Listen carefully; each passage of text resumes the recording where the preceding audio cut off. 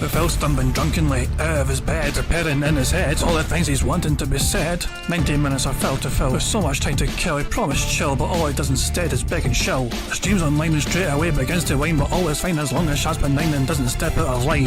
His content's immature for all to endure like fresh manure, but I feel sure he ran shoot of feeling so insecure. The money he earned from yesterday was withdrawn and long gone, as Phil spending impulse is always had to stay on. If supports are also slow and stays so low and fails to grow, you never know, the show may turn into an easy bingo.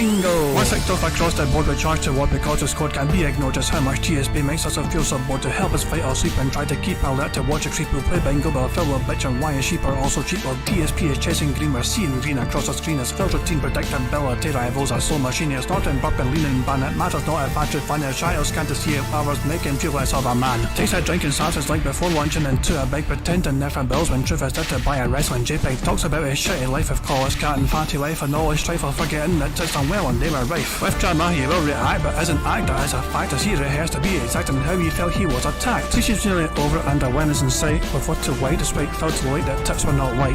We'll say alright it is okay and now it's time for Phil to play, but first he'll say that tips will help from being off the other day. And with those words we win again, it's never if but always when the game is won. Thanks to that we made it to the very end.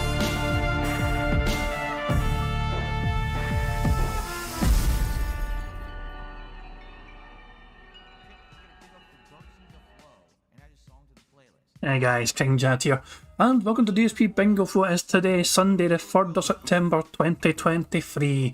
I do hope you're all doing very well indeed and you've had an enjoyable weekend. As you can see, half of Phil's chat is basically Phil himself essentially talking to himself. He's apparently accidentally started the Starfield stream too, so he's going to have to remake it either now or later on. And once again he keeps telling everyone good morning because apparently he's not getting enough people fucking saying good morning back to him. I mean, look what happened the first time round. He said good morning everyone, no one responded until fucking best in the world awesome said romance Catherine as usual, so there you go. So, before we get into anything else, something quite incredible happened the other day. Phil farted on stream. Hold on 1 second, I'm just going to put these papers over here, then we're going to open it up to a little bit of Q&A, okay? I got to put my newsroom reports back over on my desk. You hear that shit? You actually hear that shit? He fucking stood up, walked off camera, and then let it rip. Outrageous. One more time. My desk. That was outrageous, you know, that was absolutely outrageous. Of course, I couldn't just fucking ignore that, so... Here, I made a YouTube short about it, okay? I made a YouTube short about it. Because of course I have to do it. Over here, then we're going to open it up to a little bit of Q&A, okay? I got to put my newsroom reports back over on my desk. And I enhanced the audio. And slowed it down. Now I slowed it down some more. Because that's what I do as well, so there we go. Phil randomly letting rip during his robust, meaningful stream. That's Phil's idea of meaningful fucking content. I'm just fucking farting away on his goddamn fucking podcasts. Bloody hell. Anyway, a couple of more things to go through. Heather asked me right before stream started there, can I help promote KDV's comic series? You know? So there we go. So I thought, okay, no problem. And the link is in the chat already, but I'll just kind of repost the link as well myself, in case people missed it the first time around. Yeah, so KDV, who used to be called Review Talk Paper USA before he changed his name because he went off review, he went off RTU, so he changed his name. So he's got a wee comic series going, and it's the guy. It's the guy. And the details of the comic series is Dave Burke, also known by his online alias Dave the Destroyer, is a streamer of just about everything: a mansion, a nice car, and a beautiful girlfriend whom he plans to marry. However, not always well in paradise. Tensions have been growing with his girlfriend and allegations of cheating in a tournament he won years ago are coming to light. Age and health problems are taking a toll too. Yeah, yeah. Money, money. Oh, money, money. Yeah, yeah. Money, money. Thank you very much to Kel Denson for the super chat, who says, I'm dying over that thumbnail. Yeah, I wasn't sure whether I was going to get away with that thumbnail or not. You know, having Phil kind of do that kind of act on Hulk Hogan, his beloved Hulk Hogan, it's a very It was, yeah, it was, it worked very well, you know what I mean? And I've got to fucking give credit to, I think it was Brian. I might be wrong in that, but I think it was Brian in chat yesterday that suggested, you know, I got to try and include Hulk Hogan in that kind of thumbnail. You know, because originally we just had a picture of Phil coughing, you know. And I think it was Brian that suggested try and get Hulk Hogan in there, and I thought, okay, I'll see what I can do, and that's what we ended up with, you know. So there we go. But yeah, there we go. But yeah, I mean, so this is KDV's little comic series. You know, it's called Streams Night. You know, and yeah, I'll check it after later on when I'm finished the stream. I'll have a wee look into it. Yeah, but there we go. Let's get KDV's. That was a series going so far. It's got 3 episodes going, and yeah, that was Heather once again that shared that for us fellow detractors to enjoy. So there we go. So Phil, as you can see, is at 540 members. He's looking for 10 more today. You know, and this is a special Sunday react stream, and fucking hurry for that. I was okay, but I've got the orders as well. Orders are on standby as well if we need them. Cool stuff, and that's much of that. Don't need that fucking page. But yeah. So, DSP played a couple of pros in Street Fighter the other night, and he got destroyed by them. Memoji made a video covering Phil's hypocrisy about it, and I was thinking about playing it for you guys, but playing it at higher speed. 1.5 speed. So, this is Phil's absolute hypocrisy when it comes to fucking talking about professionals compared to normal fucking players. A little bit about last night's late night stream. That was an absolutely wild Street Fighter 6 stream. I was not expecting that stream to be that crazy, all right? So you might be like, well, what happened? I don't get it. It's Friday Night Fights. You were just playing with Blanca, right? So here's what happened. First of all, my goal, as you know, in Street Fighter 6 was to get Blanca back to Master Rank. I had earned Master Ranking with him on the Xbox on August 3rd. But then I switched to PlayStation 5 over the course of August, and I reset my rank. So I had to go all the way from the bottom of the Platinum ranks all the way back up to Master. And it was going to take a long-ass time to do so, okay? So, while I was doing that, I had also decided that I wanted to continue to play with E Honda, who I just started playing with on Xbox. And within one session, I had gotten him to like 2 to 3 star diamond on Xbox. So I said, you know what I should do is I should play with both of these characters and alternate between them, get better with them, and try to get them both to Master. So I've been doing that. Shut up. Nobody cares. No one wants to hear your life story. But anyway, so last night, all right, I started playing with Blanca, and basically, I've learned enough strategies with Blanca at this point that I am, for the most part, coasting through most people I play, with a few exceptions. Every once in a while, I'll actually play someone good, and I'm shocked because I almost never do. I'm just being honest. At this point, even in 5-star Diamond, it's rare when I'm playing against someone who actually understands competitive fighting games. They all just learn patterns and play very simplistic, simpleton gameplay, but it works because it's online, you get away with it, and it's just simpleton bullshit, and you just gotta guess your way out of it unless you have a top-tier character, which I'm not using. So, when I fight rare good players, it makes my jaw drop. So yesterday, I played Nephew. If you don't know, Nephew is actually one of the best players in the world right now. They are one of the best juries in the game, and they got 3rd place at that CPT qualifier that just took place like last week. And they're using JP now. They're trying to learn JP. Dude, that Nephew learning JP, and that's their secondary character, was the best JP I have fought in Street Fighter 6. They know these patterns that are crazy, and I don't know how to get around them. I'll try again. Out of the 3+ months I've been playing this game, that was the one person I played who actually did not play pattern JP. That person was on reaction, locking me down, seeing what I was doing, and counter-hitting me out of all of my strategies. Isn't hypocrisy beautiful? Isn't that just wonderful hypocrisy? Because I don't think he realised he was playing a fucking pro at the time when Nephew beat him. So during the fight he had with Nephew, he's fucking talking about this guy's fucking got pattern plays. I don't know how to fucking get around it. But now he can fucking change the fucking narrative completely because now he fucking knows it's an FGC player, a fucking good FGC player, and his whole fucking demeanour changes. That person's not a fucking pattern player now all of a sudden. That person's actually a very good fucking player. And Phil fucking sucking up to these fucking big fucking good players in the FGC is a strange fucking thing to see indeed. Also, you gotta keep in mind as well, Phil is trying to claim he'd fucking love to play against people like this more often. And at the same fucking time, he's actually refusing to fucking basically continue trying to fucking improve on Blanca. He is not going to actually fucking go back to playing ranked with Blanca, and I would be stunned if he does. But now he's fucking finally achieved getting Master, he's going to fucking settle for just staying there and he's going to move on to other fucking people. He's pretending he's fucking fed up and he's done with Blanca and he wants to move on. No. He wants to fucking protect and secure the fucking Master rank he has with Blanca. Even though he could do better, even though there's more to fucking achieve, he does not want to fucking face these fucking tougher players with Blanca because he knows he would get his arse handed to him. He's fucking he's ashamed of fucking trying to compete against these better fucking players. He's a fucking coward to try and compete against these fucking better players on a more regular fucking basis. He knows his best character is Blanca, and he knows the best he can fucking do is barely fucking get fucking Master level.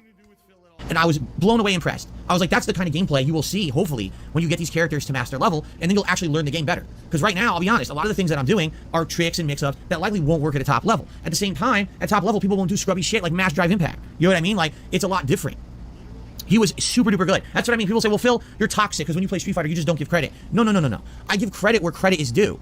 That player, Nephew, is super duper good. You respect the game when you see it played at a high level. Not, oh, I mashed a fucking pattern over and over and over and I got away with it because I'm playing online. This guy was super good. So that guy gets nothing but props from me. It was a good match. We went a little back and forth. He beat my ass. He did quit after one match, but it was super fun. I was actually sad he quit after the one match. I was like, dude, I would love to keep playing with this guy because that's how I will learn the game at a better level, is by playing better people, okay? So no matter what he says, he's a fucking liar. That's level 3. Wow.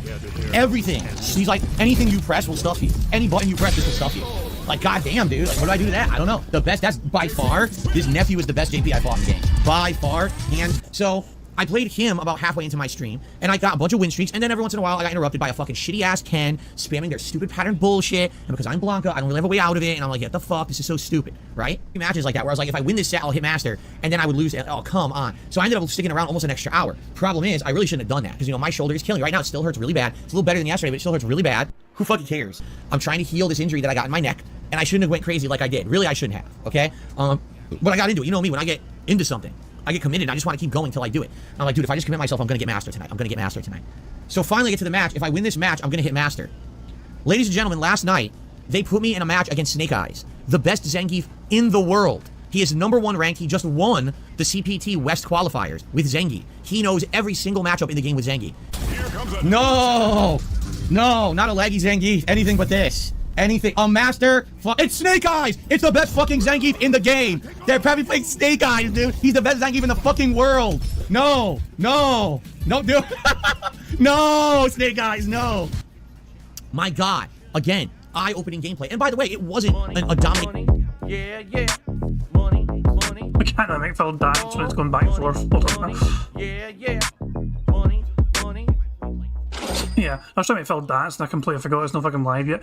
But yeah, thank you very much to Otto Insane for Super Chat. It says, isn't it only bitches that quit after one match? Not just bitches. Pussy ass motherfucking bitches. Phil has fucking called him that several times as well. He has gone very full toxic on people that dare to just quit after fucking one match. When fucking professional players do it though. When FGC fucking top of the fucking elite players do it. Phil's like, oh, it's a shame he left. Oh well, I wanted to play some more with him. But when any fucking random person does it, he doesn't have a fucking clue who they are. They're a pussy-ass motherfucking bitch and they don't fucking deserve to live, according to DSP, because they only fucking dare to play one fucking round. But if it's an FGC guy, it's a shame, they didn't have more time to play me, oh well, they must be busy. The fucking entire change in his attitude and demeanour around these fucking professional top-level players compared to the normal average fucking Street Fighter player is insane. It really shows how fucking two-faced DSP is at times like this when it comes to fucking people that he fucking looks up to. He looks down on most of the entire fucking planet, essentially. He thinks he's above most of the fucking people that live on this fucking planet. But there's a few people out there he knows, you know, he better not fucking be like that towards them, because he knows this person can have clout, this person actually fucking knows a thing or two, not shit. I'd be doing myself a lot of fucking bad here if I fucking talk shit about this person, so I'm going to go all fucking clown mode on them, and I'm going to fucking show them so much fucking respect they won't fucking not understand who the fuck's playing them. But Jesus Christ, yeah, Phil's entire it's genuine Jekyll and fucking Hyde with Phil. It really is. Phil's not live yet, good stuff. Okay, so not much more to go in this, and then we'll just prepare for the live stream for Phil going live with his shitey fucking podcast. Match. It was a fun match back and forth. It was pretty good, but dude, he was amazing. Just to give you some perspective, all right? I jumped at him with Blanca. I did a meaty, heavy standing roundhouse, which even if he did his anti-air, probably would have traded. He did one tiny step backward. A tiny micro step backward. And his foot, Blanca's foot, went woo, and just barely missed. And as I was landing in the recovery, he did a 360 and caught me with a spinning powder. I was like, slurp it up like fucking noodles, like, hi. Oh, ooh, gotta eat it, eat the height. Oh, this man has absolutely mastered this character. He knew the nuances, a micro step backward to make me miss and punish with the 360. I haven't even seen that in any Street Fighter game before. And I've played competitive Street Fighter since the 1990s. I've never seen someone understand spacing that well before. That was truly inspiring gameplay. And I was like, again, I wish I could play players like that all the time. That would make me a better player, right? So it was a fun match. It was a little back and forth. He beat me pretty resoundingly, but at least I burned him out and we were taking some health off of him and everything. It was a good match. But he quit after it because he was in Master. I mean, he's one of the highest ranked Master players there are. He was grinding Master points. He was streaming at the time. He was just grinding Master points. I was like, epic fight. So I got to play Nephew and I got to play Snake Eyes in one stream. That's pretty awesome. You get to play two top players in the game in one damn stream, right? So then I went on and I said, all right, now I'm definitely committed to playing this and getting Master tonight. And I played for like another 25 minutes and I did it. I got Master with Blanca. Who fucking cares? Yeah, so yeah, I was just so yeah, I'm pause Phil. Phil's going live right now, but I thought I was just gonna catch the very end of that fucking clip there. Memeology always has good fucking good edits, that's for sure, you know what I mean? Just out of fucking nowhere, who fucking cares? Exactly. But yeah, Phil was fucking I think that's part of Phil's daily crap from Nevernight. But anyway, Phil was about to go live, also he's live right now actually. Let's build up some speed up just because we have to prepare the bingo card. And of course we've got a brand new way of doing this now these days. If I press this little button on my Stream Deck, lo and behold, we have the bingo card powered up by Python. Once again, big ups to Micro Python Cypher for creating this for me, and he has updated it. He has actually updated it. Now I think about it, I want to change the centre square. Let me close this for a second, okay? I want to change the centre square. So if you just give me a second here, I'm going to change the centre square because I was going to use Snort, but instead I'm going to fucking say if Phil fucking talks about his fucking neck or arm or, you know, his injury, that'll be a fucking centre space instead. I think that's a good centre space to use today. Phil's cursed fucking injury. So let's just fix that right now. Give me a second here. Just 2 seconds and then I'll be it. So injury talk. There we go. Probably the best way if I can call it. Injury talk. If he talks about his fucking injury, we can use that as a centre square. So that's me fucking changed it right there, which means I can launch it again. And there we go. And it means I tick this to get diagnosed, preserve a centre, use custom. Okay, there we go. Fantastic stuff indeed. Now, guys, very quickly, somebody give me a number. Somebody give me a number. Any number, and fucking the first number in chat I see would want to use. Because MicroPython Cypher has added a randomizer. Brian suggested 69, so okay, we'll type in 69 up here. And then we'll hit the enter button, and it'll randomise 69 times and give us a fresh card. There we go. There's our card for today's bingo antics. Thank you, Brian. So there we go. So I think we're ready to go. Bingo, at time go. We have a card ready. We've got Phil to bump the microphone, him saying fun, him pig winning something, him saying it is what it is, and him clearing his throat. You got Phil being on clown mode, him leaning banning somebody, him saying react, him giving the girl prayer hands, and him saying good news. The third row is Phil saying business now, him discussing his injury again, him saying allow me to explain, and him giving a years ago story. The fourth row is Phil saying content, Q&A, engagement, dude, and him showing off some YouTuber jealousy. And the fifth and final row is Phil displaying hand graphs, which is where he's fucking using his hands to describe something going up or down in numerical value, him standing up, him doing some scat talk, him saying positive, and finally, him smacking his lips. Quite a strong card, in my opinion. How about we begin the bingo now? Good luck, everyone. Of course, there's a variety of ways. I forgot to go through the fucking ways to get fucking free spaces and all shit. Because some people might be new, of course. So, if you are new to bingo, welcome to DSP Bingo. This is where we enjoy Phil's podcast and try and make it some sort of fun game of bingo to try and endure it to help us get through it all. So, there's a variety of ways we can get free spaces on the bingo card you see before you. First of all, if Phil snorts 20 times or burps 10 times before he starts recording for his fucking DSP React show later on, that will give us a free space. If Phil gets 100 likes and blows bubbles for his audience before he starts recording for that React show, that too will give us a free space. If we get 100 likes on this very bingo stream right here, not only do we get a free space for that as well, but you guys will also get to see the bubbles animation that Pixar Animation so very kindly made for us all to enjoy. And of course I'll try to get 25 out of 25 on this bingo card you see before you, and if I manage that, one of you guys can potentially win a prize, but to make sure you're eligible to win that prize, you've got to make sure that you leave a comment on the community post, which is linked in the description of this live stream. So there we go. I think I've covered everything, so how about we just crack on bingo? And yeah, at time go. Let's just, actually it's a long intro as well, isn't it? So I can actually fast forward it some more. Yeah, it's a long intro. So I'll just get through Phil's nonsense. Okay, so if we're all ready, then how about we just crack on with the show? Good luck, everyone. Here we fucking go. Good luck. Good morning, everyone. How are you today? I hope I find everyone well. Welcome to the Level 1 podcast. Today is Sunday, the 3rd of September. Is this fucking normal speed? It's far too slow. I'm sorry, I need to speed up straight away. That was way too slow. September 2023. And as you know, Sunday is React Day. So today we'll be heading over to DSP Reacts immediately following this podcast to watch the clips that you guys have nominated for me to watch this week. Also, later tonight we'll have the continuation of Starfield, which is great because we're going to be focusing on some story elements tonight after doing an entire 3+ hour stream yesterday based on exploration and side content. So good variety on the streams today. The lighting today may be a little off. Yesterday, I accidentally hit a bunch of buttons by accident on this thing, and I can't tell. Does it look a little dark? Hold on. I can't exactly tell if we're bright enough or not. Does that look a little better? I think that's a little better, right?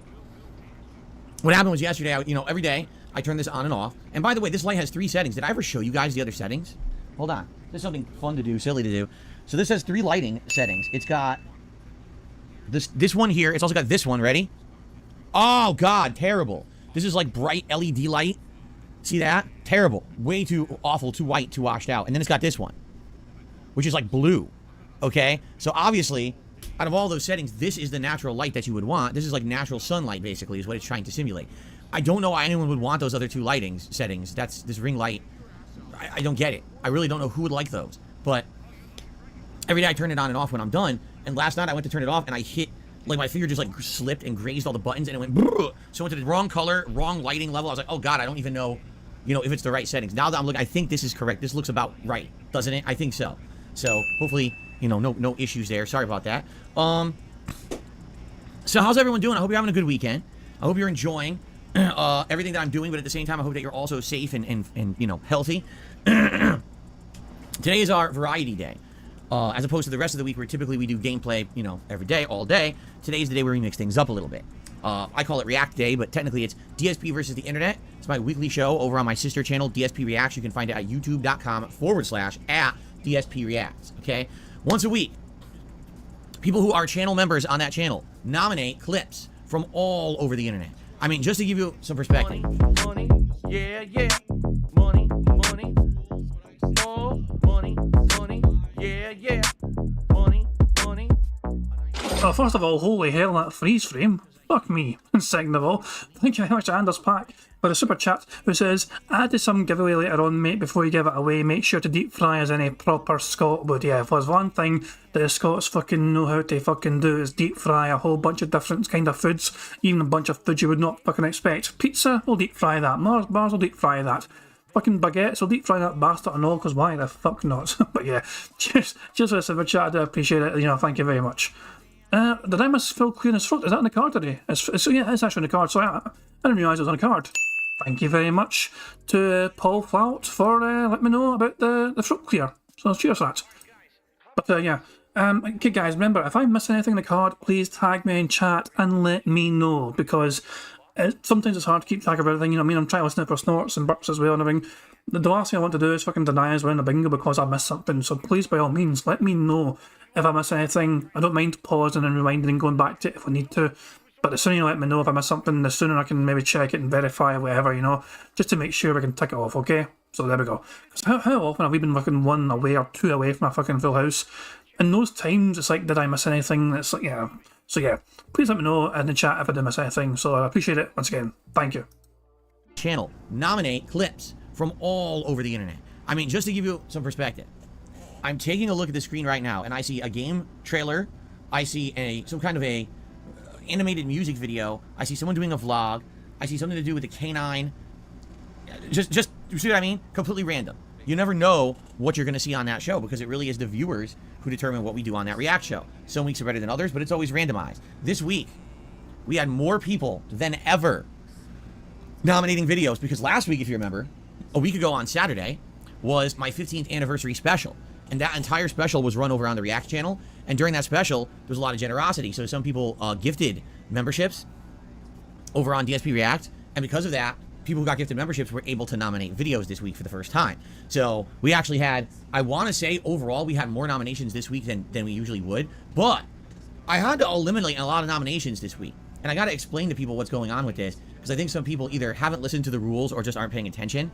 I will also reiterate this over on that channel, but there's 2 rules that a lot of people seem to be ignoring, so allow me to explain. Rule number 1, I cannot watch any video that is flagged for mature audiences, all right?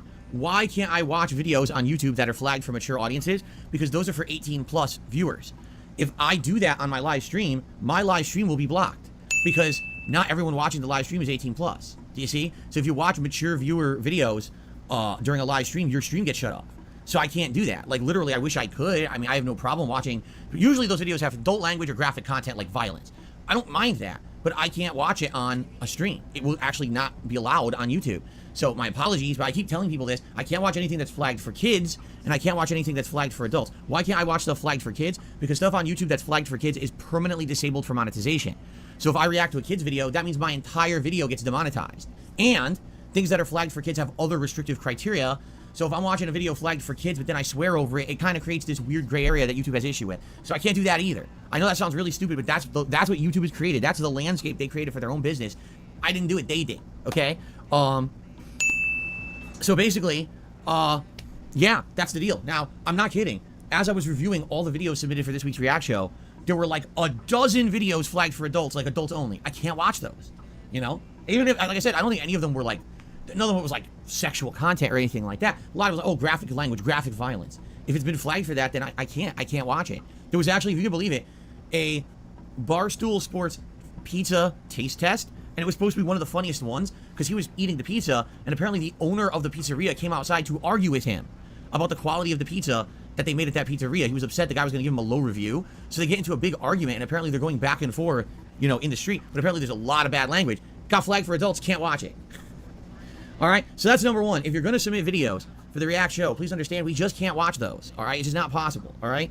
Number two, I cannot watch any videos on the React Show that are taken from official television stations, movie channels, or broadcasting networks. So for example, oh, here's a video straight from the BBC. I can't watch that. Those videos have already been copy protected on YouTube, and the moment you start watching it, within 30 seconds, it gets flagged, your stream gets shut down.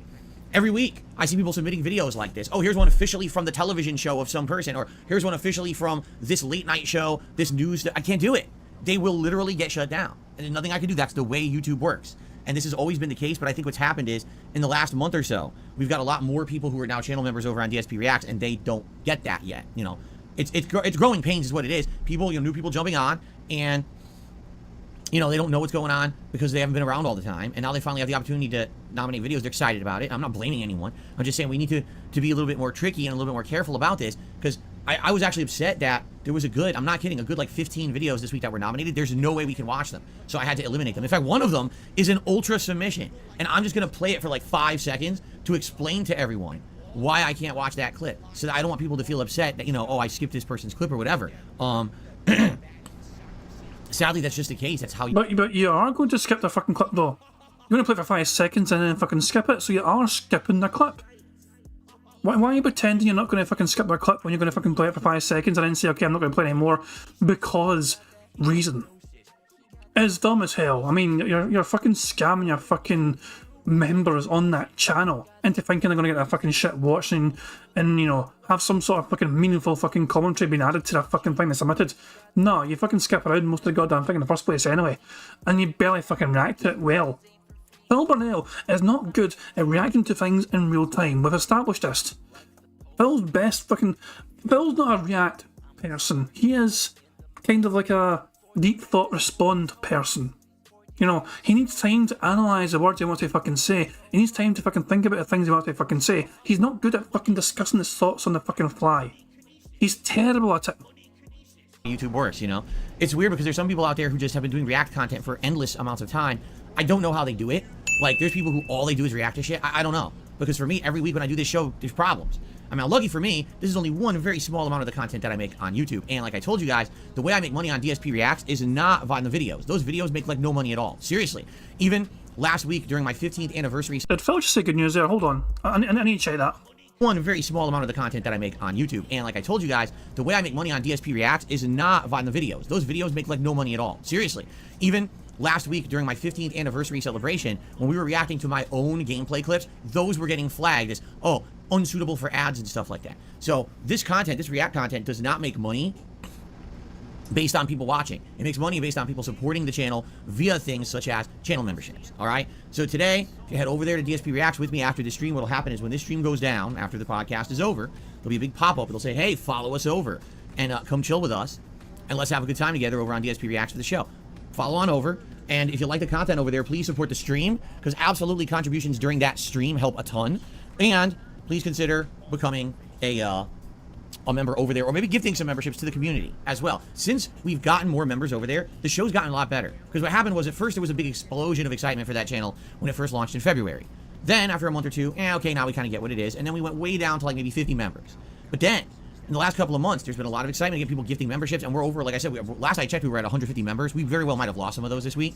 But having that many members allows a wider variety of people to nominate videos. The wider variety, the better the show is, you see? So it just makes sense to keep that momentum going. It's going to make this stuff better. So please consider it. And, I'm excited to see what you guys have in store. The other thing is it's relaxing for me. Unlike when I have to make progress in a game or whatever. When I'm doing the React show, it's just me sitting here giving you my honest opinions on what we're watching. It's a lot more laid back of a day, So I enjoy that, and I'm looking forward to that after our podcast ends here today. So how did yesterday go on my streams? It went pretty well. Second session of Starfield. Because this was a session where we had arrived at the first major hub city in New Atlantis, I decided the entire stream, all I was going to do was search around for side content and do side missions. That was literally 3 hours of my stream yesterday of Starfield. I had a great time, and some of the audience had a great time. But some of the audience already have turned against the game. I thought this was going to have way more action. This is boring. It's like, have you never played a Bethesda game before? Did you not see any of the Fallouts? Did you not ever play Elder Scrolls? Like, it actually gets me. Because, like, what were you expecting? Did you think that we were going to play this game and it was going to have Doom gameplay? Did you think that there'd be double jumping and rocket launches? Like, what are you talking about? It's a Bethesda RPG. There's going to be an insane amount of narrative. There's going to be an insane amount of exploration, content, dialogue, missions. That's how they're built. So if you went into this game with these expectations of grandeur, like this game was going to completely be groundbreaking and blow you away. Has Phil learned how to say grandeur? Grandeur. It looks like he fucking tried to say it properly that time. Let's hear that again. Expectations of grandeur, like this game. Did we give Phil a pass on that? Is that an improvement on how he fucking said it before? It's not grandeur anymore, grandeur. Nah, he needs to fucking, he needs to really fucking try and Frenchify it. It's a French word, isn't it? It's a French fucking word, so yeah. Grandeur. So yeah, he needs a J sound. He needs a J sound. Grandeur. Delusions of grandeur. How they're built.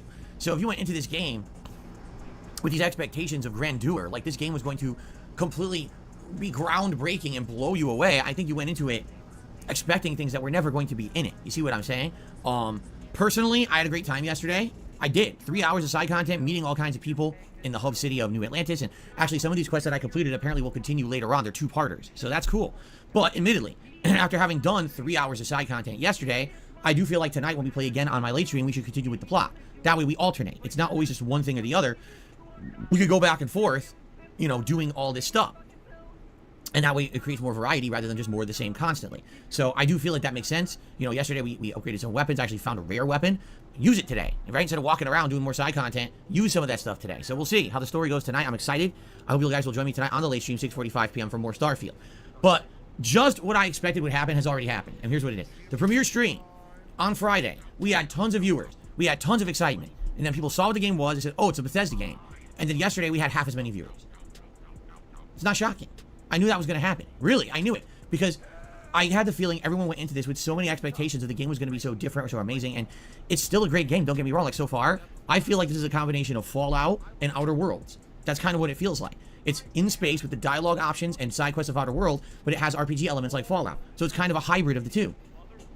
And if that's what you're looking for, then you're going to enjoy this gameplay, and you're going to enjoy the streams, you're going to enjoy the playthrough. But if you were going into this looking for anything else, I don't know why were you? I'm serious. Like, why were people thinking this would be anything else? Everything that we saw up to now from Starfield looked like that, right? So it's weird to me that people are coming by the stream and complaining and saying, oh, it's just it's a Bethesda game. Did you really think they were going to break the mold and do something completely different? I didn't. I never expected that. And the thing is, I'm a fan of Bethesda games. Every year we do a long form playthrough of one. We did Fallout New Vegas, Elder Scrolls, Skyrim, and then we just did Oblivion. And you guys love those. So I don't see the problem. But I think some people were just so expecting more, which is, I think, is ludicrous, okay? Was I expecting that Starfield was going to be a ginormous playthrough? No. Actually, what I thought would happen is that everyone would be interested in the first stream, and after that, we would get a regular audience of, 300-400 viewers who would come by and chill with me, because it really is, I feel it's going to be a chill playthrough. I don't think this is going to be a playthrough that's going to be ultra challenging. I don't think there's going to be too much difficulty or frustration. There may be some of that when we try to understand some of the mechanics. Like, I've actually heard later on, if you try to build your own ship, it could be pretty complex. And or some of the things like settlement building as well, and managing your followers can be a little complex. But outside of that, I think it's going to be par for the course what we would expect from this game publisher, this game developer. So I'm down for that. I'm down for playing Starfield over a course of months, having, as now it's a daytime stream. Later on this month, likely what will happen is other games will take priority when they come out, and this will become a nighttime stream. And then it'll be like chill nights in Starfield with me, right? And we'll balance that with other stuff. I think that's perfectly fine. I actually don't see what the problem is with that. So I certainly hope you'll approach it like that with me as well. And if not, if it's not your cup of tea, apologies. I'm doing much more than that. I'm not just playing Starfield. Currently, I'm juggling a ton of other games. That's what we're going to talk about right now. My second stream last night was Chrono Trigger. And we are, at this point, heading into the home stretch of the Chrono Trigger playthrough. I believe at this point we're around, I want to say we were around 16, 17 hours. Let me double check that. Wow, 18 hours. We were 18 hours into Chrono Trigger as of last night. Okay? And we are in the part of Chrono Trigger where now you can completely wander the map of all the time periods. And you can find all this stuff going on, all this fun stuff, side questing, and each quest usually has this character specific to it to develop their character further, and usually get some really good gear or rewards by the end of the quest. Like yesterday, we powered up Frog's sword, the Masamune, to become super powered, okay? So, it's great, but I would say probably 2-3 streams more tops of Chrono Trigger. If that, we might even beat it before then. So, thanks for chilling with me in Chrono Trigger. I'm excited for more later this week. In fact, I believe it's Tuesday night we're playing it again, and that should be fun, okay? So that's a great playthrough going on. We've also got more Street Fighter 6 gameplay coming up, and we got Armored Core 6 continuing. So with all of that stuff, if you don't like Starfield, that's fine. I hope that you'll come check out some of my other content. Remember, the middle of the month, we'll be checking out Lies of P, and I'll definitely be playing Mortal Kombat 1. So there's good variety coming this month. If Starfield is a disappointment to you because for some odd reason you were looking for something other than a standard Bethesda RPG, well, there's much more happening, okay? So I hope that you'll tune into some of my other content then if, again, Starfield is not your particular forte of game, all right? All right, so now that we talked about that, let's jump into the schedule for the rest of the week. I'll give you a quick update on my health, and we got one big news story to talk about today, and then we'll probably head into shout-outs and interactive part of the stream, okay? All right, so schedule for the week. Today, it is DSP versus the Internet, my weekly react show over on DSP React, and I certainly hope you will support that channel because that is how I make my living, is supporting the streams and memberships over there. I hope that you will support that channel today. Tonight, it is more Starfield, and like I said, tonight we are going to go back and continue with the story starting at 6:45 p.m. Pacific time. That we will get some advancement in that regard, and maybe make some decisions on what we want to do next in the playthrough.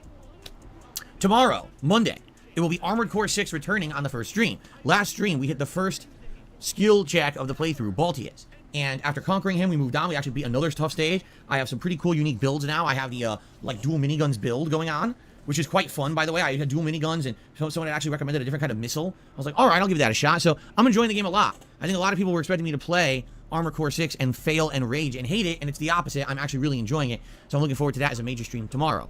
Tomorrow night will be the continuation of Street Fighter 6. Honda, at the 5-star diamond level, trying to get him to master, all right? If I have a really good night tomorrow night, there's a chance I will hit master level with Honda. However, judging by the progress I've been making with Honda, which is much tougher than the progress I've been making with Blanca, because I don't feel Honda is nearly as good of a character as Blanca. He's more limited. He's harder to catch people with any kind of meaningful damage, and he gets locked down a lot by the top tiers. I feel like it's going to be slower going. So I'll do my best, but I don't think we're actually going to hit master with Honda tomorrow night.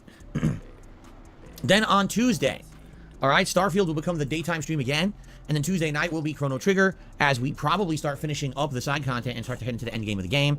And then Wednesday's up in the air. It's my final consecutive streaming day of the week, and I am open to having Wednesday be whatever you want. We could either do Armored Core 6, we could do Starfield on the daytime stream, whatever you guys feel like. Now, depending on how we did with Honda tomorrow night, may determine, hey, do I want to play with Honda again on Wednesday? Are we this close to hitting Master? Should we try to push and hit Master on it, right? Maybe we should. Or maybe you guys will be tired out. Maybe you'll be pooped and be like, you know what? I don't feel like I want to see any more Street Fighter this week. We want something different. Maybe we want more chill Chrono Trigger. Maybe you want the day to be Starfield and Armored Core.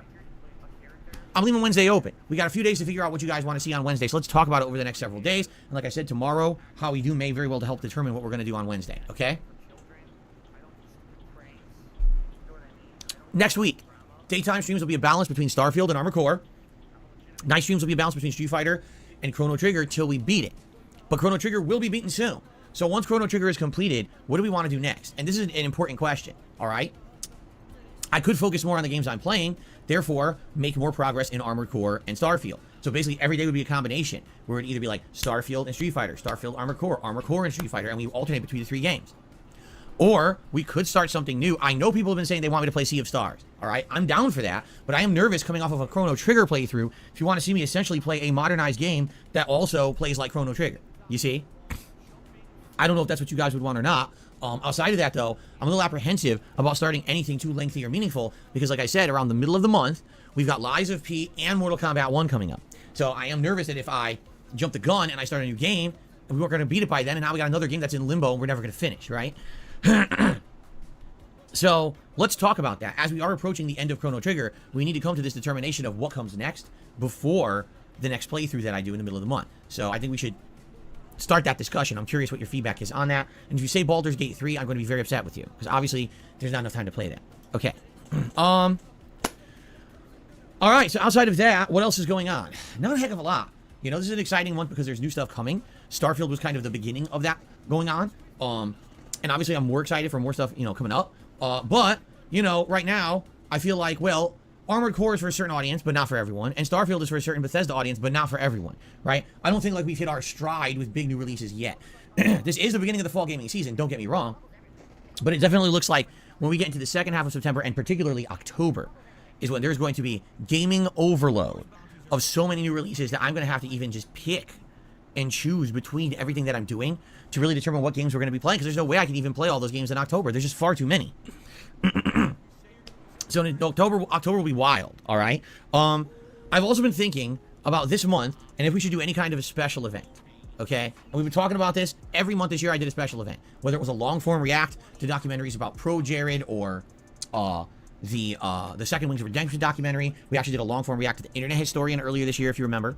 And then we had specialty events, such as my Super Bowl event back in February. We had the Street Fighter event called the Fight and Feast. Then we had the Digital Summer Party. And then just recently, of course, we had the Machinima event. And then we had the 15th anniversary event. So we had a lot of special React-style content this year, plus a lot of kind of fun marathons. But I guess the question is, September, should we do one or not? And we've been talking about this. And, you know, for me, probably the 2 things I would want to do, one would be some kind of a special throwback retro event, because I haven't done anything like that in a very long time. Possibly playing a classic game like Super Mario Bros. 3, or maybe a marathon of like the classic Mega Mans all in one setting as a marathon. I think that would be pretty fun and neat. As something different to do. Or we could do a long-form React event. Now, what would that be? That would be up to you. There's plenty of stuff that's happened in the last year, React content. I mean, June the King particularly has done a ton of new documentaries, none of which we've watched. So we could easily do something like that. But I guess what we should do is really this week, because now we're in the first week of September. This is the week we should talk about it and determine what do we want to do. And it seems like a lot of people in the chat right now, because I am reading the chat as I talk, seem to be of the impression that we should just not do one this month. That this month we should just lay back and kind of relax a little bit, and then maybe in October get back to it. Well, here's the deal. All right, if we were to do that, so in October, what I'd like to do is once a week, I'd like to review a horror movie over on DSP React. So once a week, a horror movie kind of deal. And I kind of have an idea, I think, of what I want to watch, but I'm not sure yet. I need to kind of solidify that idea before I lock it in. So maybe once a week, review a horror movie, and then we have our big Halloween marathon at the end of the month. And you might say, well, what is the Halloween marathon? Well, we do this every year. What people do is they nominate games for me to play on a marathon on Halloween. Now, some years people have picked more horror-themed games, and other years it's not. It really depends. This year particularly, if you're not aware, there's 2 horror-themed video games coming out in October. There's Alone in the Dark, and there's Alan Wake 2, and they both come out the week of Halloween. So, it stands to reason that perhaps we could play a little bit of each of those games for like an hour or so during that marathon, but we could also play a bunch of games that you guys nominate. And the question is, what games would you guys like to see me play during the Halloween event? And what we do this every single year. We have people nominate. So the members of the channel, we get to nominate in one thread, and then the standard viewers get to nominate in another thread. And so the members will likely end up picking like a couple games, and then the standard viewers will pick a game or 2. You see? So that's probably what we'll do this year. And that way it incentivizes being a member, gives members a little bit more priority and a little bit more power over the course of this event in October. So we can do that in October. November, of course, we're going to do what we did last year. It's going to be the return of the Adpocalypse, or we can call it Adpocalypse 2.0. This time around, we'll be reviewing, I'm sure, way more kinds of ads. Last year, we had so many advertisements that people nominated. It ended up being one of the most fun events I've ever done. Just sitting around reacting to retro ads was super fun. There's so many out there to watch. And I cannot wait to do this again with you to celebrate, you know, Black Friday / Thanksgiving here in the United States. So that's going to be special. And then, of course, we always do a Christmas event as well. The Christmas event has tons of stuff that annually happens, including usually it's the beginning of a new Bethesda playthrough, a throwback one that is, as well as, you know, all kinds of holiday festivities and the like. So we have events scheduled for the rest of the year. If we skip September, I don't think it would be the end of the world. And that would give me more time to focus in on Armored Core, Starfield, Lies of P, Mortal Kombat 1 in particular. Of course, the end of the month, there's also... Hold on, did he just bump his microphone there with his flailing arm? On Armored Core, Starfield. I think I'm going to count that as a mic bump. If we skip September, I don't think it would be You can kind of hear the microphone getting bumped here as he fucking waves his arm about here. the end of the world. And that would give me more time to focus in on Armored Core, Starfield. Yeah, I'm counting that as a goddamn mic bump. I don't fucking care. There you go. There we fucking go. Sinful Dreams is asking, is Phil doing cocaine now? I mean, it's questionable. It disappears off screen sometimes. Do you have a wee quick fart and maybe a quick sniff as well? Who knows? But it's possible. Wouldn't put it past him. Lies of P, Mortal Kombat 1 in particular. Of course, the end of the month, there's also the expansion character Aki in Street Fighter 6. So those are my main focuses this month. And, you know, again, I will take in your feedback over the course of the next week or so. Right now, it seems to me like the people in chat are saying, just skip it, don't do an event this month. If that's the case, that's fine. That does mean that there is going to be a lack of content over on DSP React. Because typically it's, you know, React content and stuff comes out of those marathon events. All we'll have is the weekly shows, you know, DSP versus the internet once a week. I'll have to see if I'm in the mood for, like if anything, if I review anything this month, it might be the Flash movie. That's about it. Like, I'm not really planning on doing anything else particularly this month.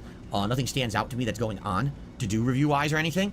And since we're not doing any kind of special React stuff, you know, that would have to last us the whole month. So, all right, we'll see. I'll continue to take in your feedback. If you're watching this on demand, please give me your feedback. I want to know what you want this month. Should we do a special event or not? Should we skip it? Should this be the month that we just do a big skip? You know, let me know your thoughts, okay? Okay. So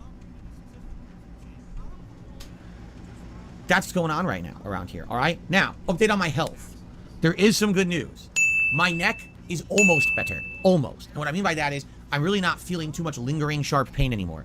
If I move my neck a certain way, then I get some tenseness and some pain and uncomfortable nerve feeling in my shoulder.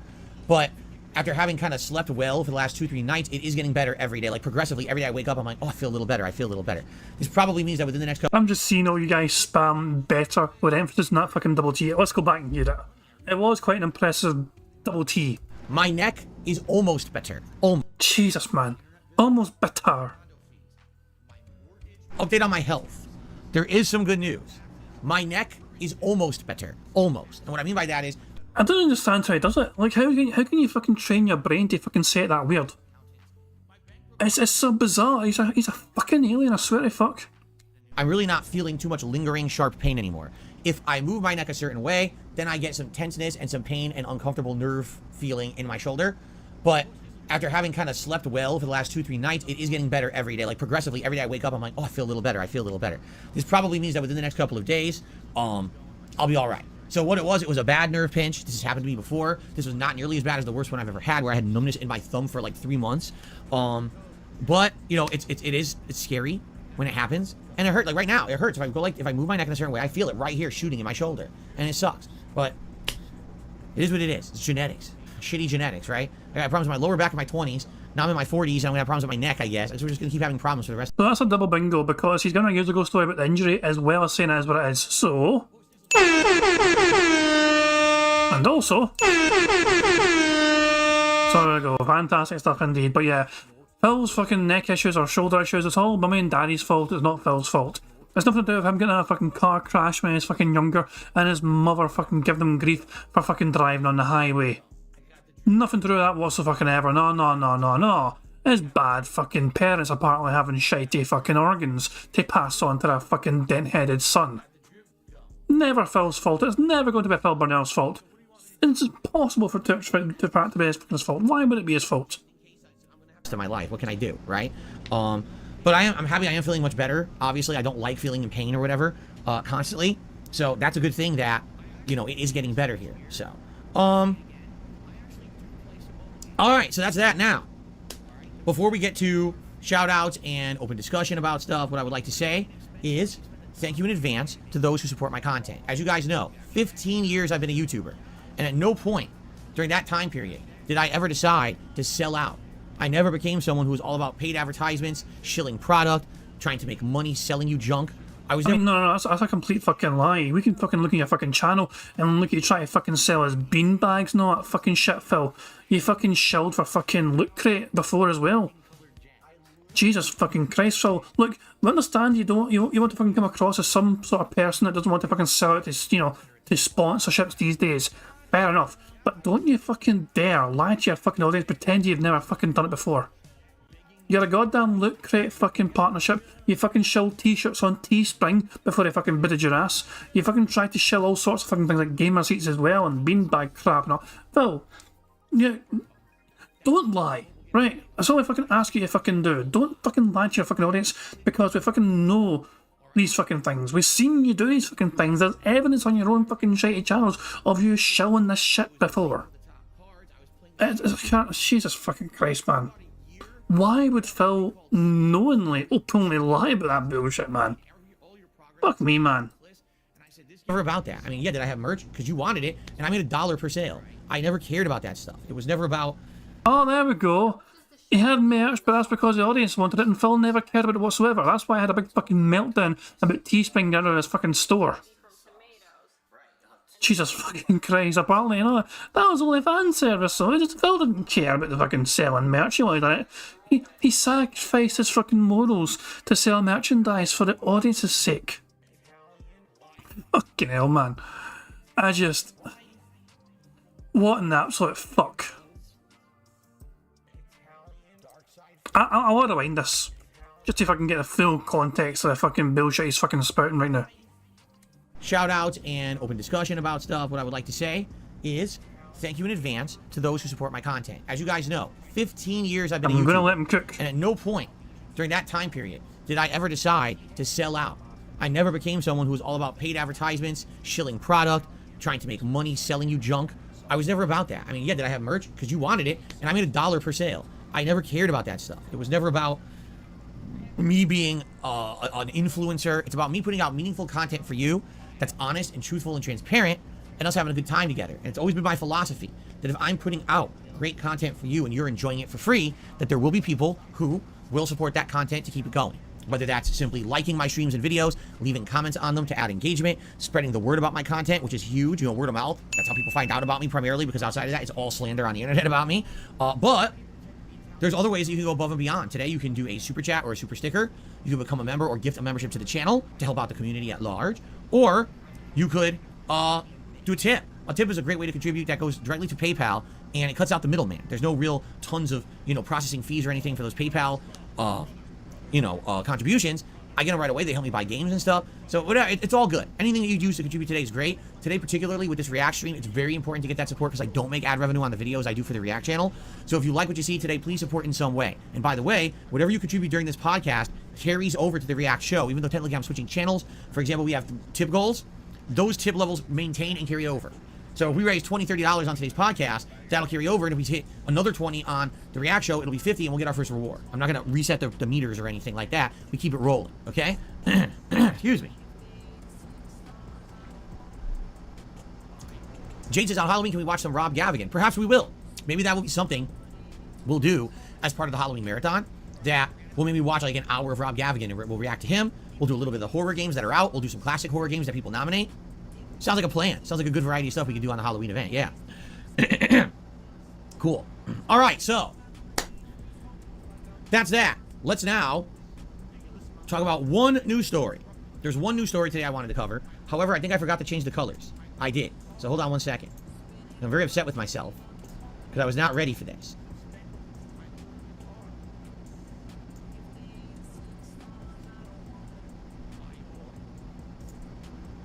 There we go. Ladies and gentlemen, welcome to DSPN or DSP News. We have one news story for today before we get to shout-outs.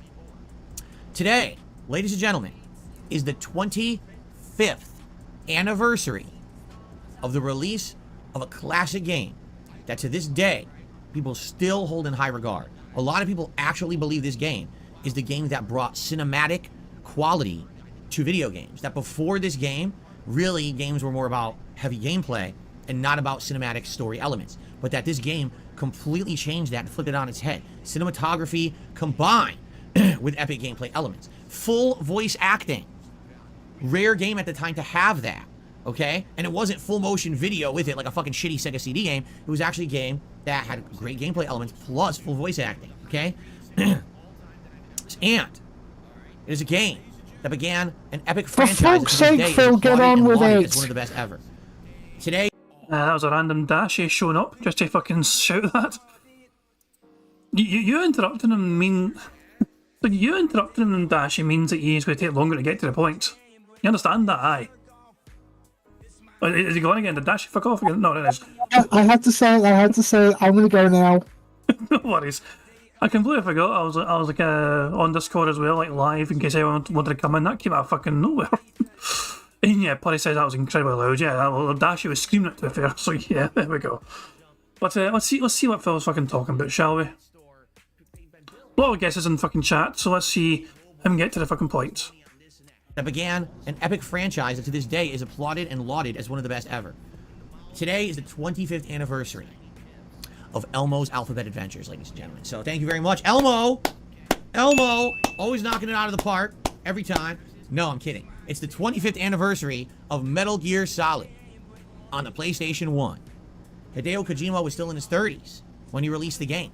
It was definitely a different gaming climate and a different world back then, to say the least.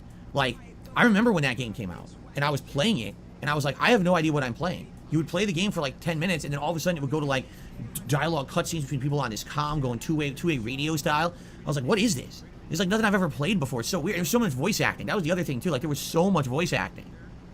Like, wow. It really was groundbreaking. Now, I'm going to be honest with you guys. I hated the game. I did. I bought it for PlayStation, and I heard so many good things about it, and I bought it, and I hated it. I was like, I don't really like this. I don't like stealth. That's the thing. I wasn't a stealth guy. I didn't like stealth video games, but I didn't know it back then because they weren't prominent. Metal Gear Solid 1 brought that stealth style element gameplay to the forefront, and I just did not enjoy the game because I didn't like stealth. Years later, of course, as a YouTuber, I played Metal Gear Solid 1, and I sucked at it, and I hated it, and I still was terrible at stealth, right? But over the years, I've grown more of an appreciation for what the Metal Gear franchise was, Metal Gear Solid in particular. Playing games like Metal Gear Solid 2 and 3, HD edition multiple times, Metal Gear Solid 4, and of course Metal Gear Solid 5 when it came out as a new release, I actually really enjoyed. I thought it was one of my favorite games of the year. I was sad that the game felt completely unfinished because it really was. You know, Konami essentially fired Kojima and his team through the project. They weren't done with it, and they said, too bad, time's up, and they forced them to kind of rush out a project that wasn't done. And that was a shame, because I've even said to this day that Metal Gear Solid 5 could have been one of the best video games of all time if they just finished it, but they weren't allowed to. So, with all that being said, the Metal Gear Solid franchise has a huge place in history. And in fact, Kojima-san had some words to say about it on social media this morning. Hold on.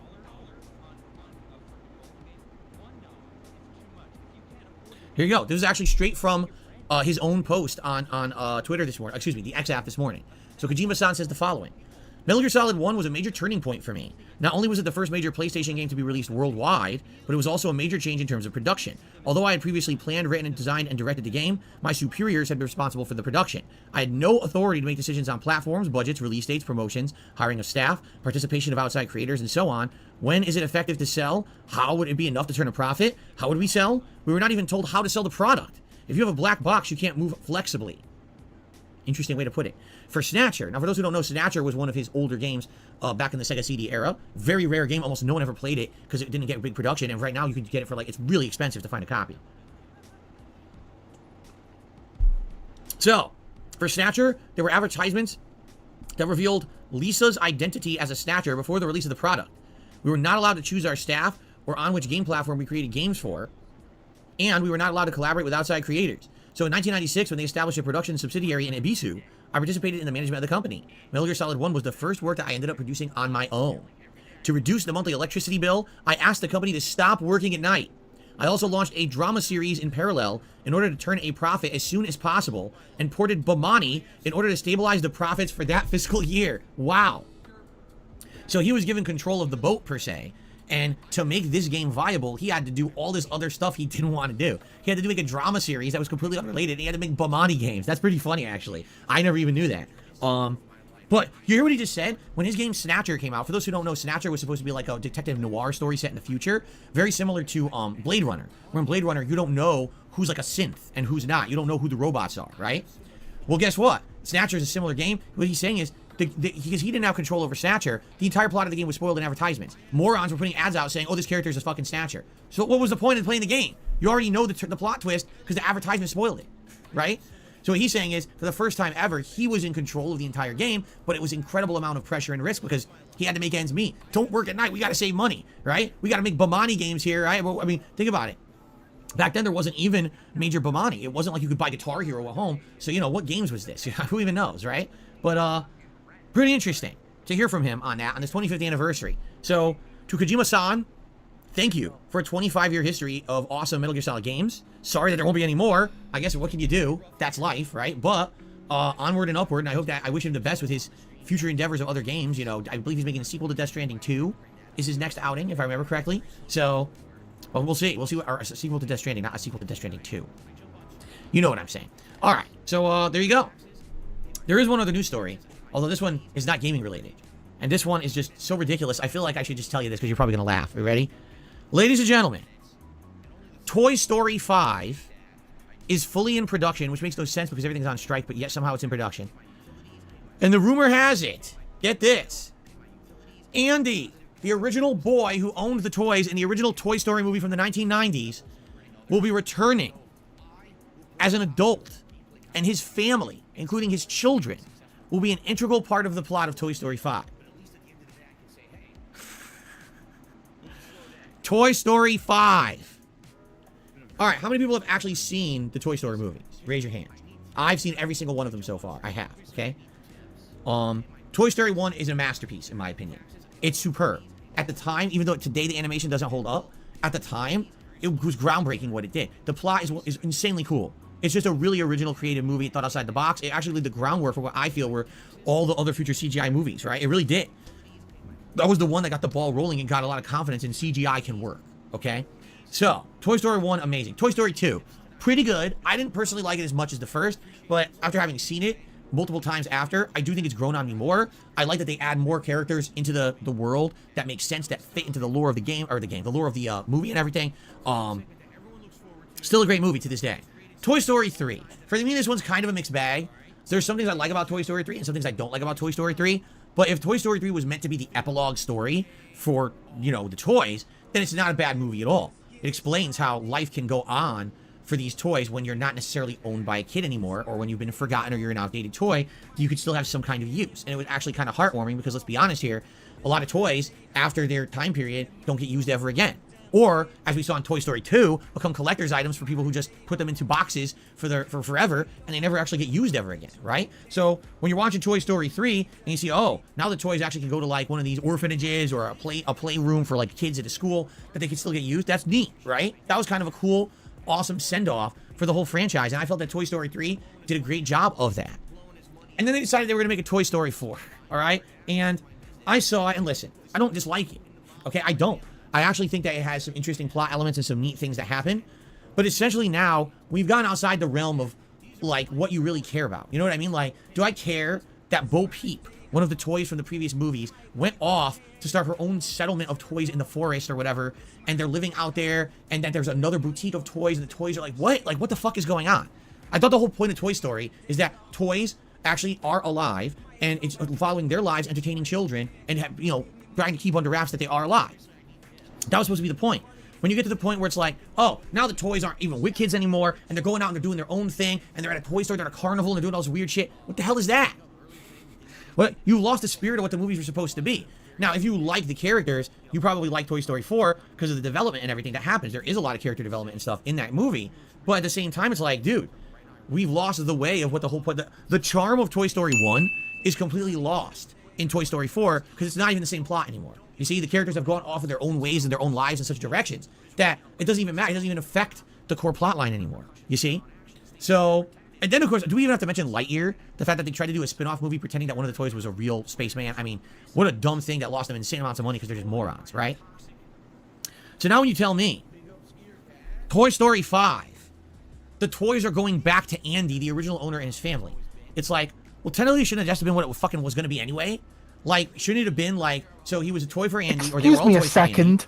right? Okay. I've just heard the Lightyear bit, and I want to kill him at this minute. I want to kill Phil. Yeah, it didn't actually fucking do badly. It done well for them.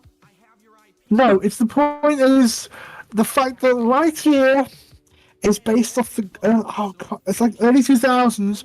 Buzz Lightyear of Star Command, which is what Lightyear feeds into. Yeah, isn't the movie, like the Lightyear movie, meant to be based on why the toy was made in the first place? It's like a fucking prequel. No, it's not a prequel to Toy Story, but it's explaining. Sorry. But full disclosure, I've not seen Lightyear, but I thought the whole premise of the movie was it's explaining why Buzz Lightyear became a toy, because it's based on this character, and it's kind of explaining the character essentially, and making a movie about that particular character. No, it's based on the old cartoon Buzz Lightyear of Star Command, which is a Disney thing, I think. Somebody who's old enough who watched cartoons back then will remember it. I mean, so I don't know why he's taking such umbrage point. I've seen all the Toy Story movies as well, and I like them all. You know, I'm not fucking like, you know, going to the cinema to watch them over and over again. Don't get me wrong, I'm not fucking going like that. But all the movies though had their moments. Even the fourth one, you know what I mean? Which at the time I was thinking, why are they making another one? But it was okay. It wasn't terrible, you know. It's like Woody got his like happy end, and he got reunited with Bo Peep. Fucking hooray for that. But yeah, yeah, and yeah. Every time they keep announcing they're going to make a new one, there's always a lot of doubt about why they're doing it. It's going to be a cash grab, or whatever. And I thought the same thing before 4 was released, and yet 4 did not disappoint. So I'm going to trust the people that are, you know, if it's the same people involved, essentially, in creating the fucking narrative for this fucking fifth movie as well, give it a chance. That's what I'm thinking. Because the fourth one I was thinking is a cash grab, and in the end it didn't turn out to be actually that bad. Although, yeah. I kind of felt the same about it, and just like, I'm just, Phil.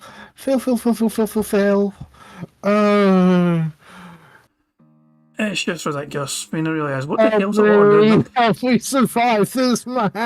I'm just really distracted by this Auto here going absolutely crazy with his fucking toy. He's got his smashing the crap out of it against this rock. Yeah, but there we go. I'm just distracting myself with Autos now because Phil was too toxic. But yes, wee Auto was going ham in the corner there for a second there, just bashing that wee toy against the rock. But yeah, it's just crazy. It's not even a gaming story. It's the DSP Gaming providing gaming news, and he's gotten some sort of rant about Toy Story. And I'm just picturing Phil now just stand up in a theatre going crazy about Toy Story 4. Says he, "You've lost the way, you've lost your way, the whole point of being toys, you've lost it." And just him going crazy, all the kids around him are fucking distracted by the fucking crazy old man just yelling at the big TV screen. Are we sure he's not the prospector? It's the prospector. The villain in the third movie, in case people don't know. But yeah. Yeah, who... Was it the second movie? Actually, it was the second movie, wasn't it? Yeah, but still, doesn't matter. You get what I'm saying, though. And then the second movie was, wasn't it Al? Yeah, but the Prospector was a part of that, wasn't he? Because he was part of the collection. Oh, you're right, Jesse. So yeah, sorry. Yeah, that's why I got thinking confused. of... Anyway, long story short, the movies have always been watchable. The movies have always had moments. Some movies are better than others, of course, you know, but they've always had decent things about them. So Phil... Those two are fucking classics. I don't care. Fight me. Yeah. And the fact of the matter is, Lightyear done well. It didn't do amazing, but it didn't lose money either. It actually done decently for Disney. So there you go. A lot of people talked about it. There was quite a lot of hype about it as well. And I've not seen it myself personally, but it done well for him still regardless. So Phil tried to fucking claim they lost a bomb. It's based on just his own personal opinion of it, and he hasn't even seen it. So crazy. And D-Dog is saying in chat they're doing a Lightyear 2. So there we go. It's done so well, I'll do it again. It just confirms that, I guess. Anyway, let's hear Phil continue talking, being an old boomer at a touch. Right? And then Actually, you two again until Phil makes me angry. But then eventually what should have happened was maybe, you know, they got put into storage or whatever, and then all of a sudden they get taken out, and now they're toys for the kids, right? When they're kids and they get played with the new generation. That could have been the ending epilogue that, you know, your 2 generations of Andy's family that they were entertaining for. Well, hold on. How did the last movie end? Well, you know, the fourth one, essentially. The fourth one ended with, and the fifth one as well, had that wee girl have the toys, didn't it? Andy passed it on at the end of the fourth movie. He passed on all his wee toys to this wee girl, you know. And apparently the Light movie did lose 106 million. Well, Phil's right after all, whoops. My bad. But yeah, it could be a case that she's grown up. So, but Andy is like fucking going to college. He's like, what, 16, 17, 18, around that age when he passes on those toys. And the wee girl's like fucking like 4 or whatever, 5, that kind of age, kindergarten age.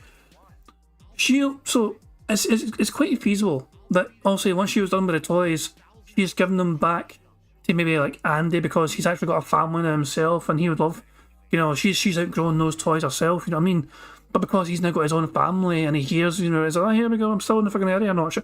It's a very easy way to see how Andy can get the toys back, essentially. Most of them anyway. But fucking strange if, Woody and Bo Peep are there, because like they were fucking meant to be doing their own thing and fucking escaping and freeing toys all across the fucking country. But yeah, Phil was losing his mind for no goddamn reason here. It's bizarre. Or whatever, right? Why did it take us 5 movies to get there? Why did we need... If 3 was going to be the ending, that's fine. But why even make 3 if that was just going to be a fake out for them to make more movies later anyway and undo the nice ending that they created? Because really, I'll be honest with you guys, when I watched the end of Toy Story 3 when it was a new movie, I cried. I was like, dude, that was amazing. That was an amazing way to end that plot. Even though I cried over fucking toys that don't exist. I'm a little sissy, all right? But I loved it. I thought the ending was good. Like, this is meaningful. It makes you feel good about watching this franchise and having some investment in it. And then they made 4 and they erased all those good feelings. Really. Like, it was like, what it was all for naught. It was all a waste of your time, right? And now they're making Toy Story 5 and it's like, why not just kick me in the nuts repeatedly?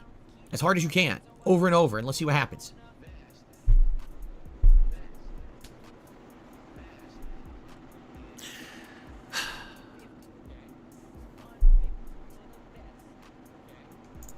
That's the news today. All right. I guess it's time for us to get to shout-outs now. Okay. We start off today on the YouTube side of things. We have The Danimal, who became a member for 23 months and continuing. Thank you so much, The Danimal, for almost 2 years of ongoing support here on DSP Gaming. And he says, what's up, Phil? How did you like the Starfield so far? Well, it's like I've said. Starfield so far for me seems like a combination of Fallout and the Outer Worlds. That's really the best way I can describe it. And there's nothing wrong with that. I think a lot of people are looking for them to, again, reinvent the wheel or make giant, groundbreaking strides, and they haven't done that. But I'm enjoying what I'm playing. I'm getting lost in the world. I'm enjoying the side content, the immersion, and everything that we're finding in this first major city. I'm excited for tonight, where we're going to actually advance the plot a bit. So, overall, I'm having a good time with the game. I really am. I'm enjoying it. I'm hoping that it stays at the level that it is, and it continues to be fun and exciting. However, that being said, I'm wondering if the entire game is the same. Meaning, if you do a ton of content in one major city, right? You do some story. Well, you then get to another world, another major city, and then there's more of it. And then you get to another world, another major city, and there's more of it. Is that what it is? Is that the whole game? Or will there be a lot of other stuff? Will there be stuff such as big segments of combat? Because you remember Fallout had that. Fallout had like giant segments where you had very challenging combat and the like, and then all of a sudden you go to a narrative-based part that took forever too. I wonder, because right now we haven't really seen that. We went to the first research base, which was some combat, but not a ton, and then all of a sudden we got thrown into this insanely huge city that seems like you get lost there for ages. So I guess we'll see. What's coming, but for me, I am enjoying it so far. I am liking the game because I didn't go into it with these, I feel like, unreasonable expectations. I kind of knew what Bethesda was doing, what they were capable of, so I'm liking it. Okay, that's my opinion on it so far, but I'm only 6 hours in. So, okay, and shout out to Jake. Jake is our first super chatter of the day. Let's get him up on the leaderboard. Thank you, Jake. All capitals, by the way. Okay. Oh, big yawn. I don't know why. Sorry about that. All right. Swinging over, we have one tip so far this morning.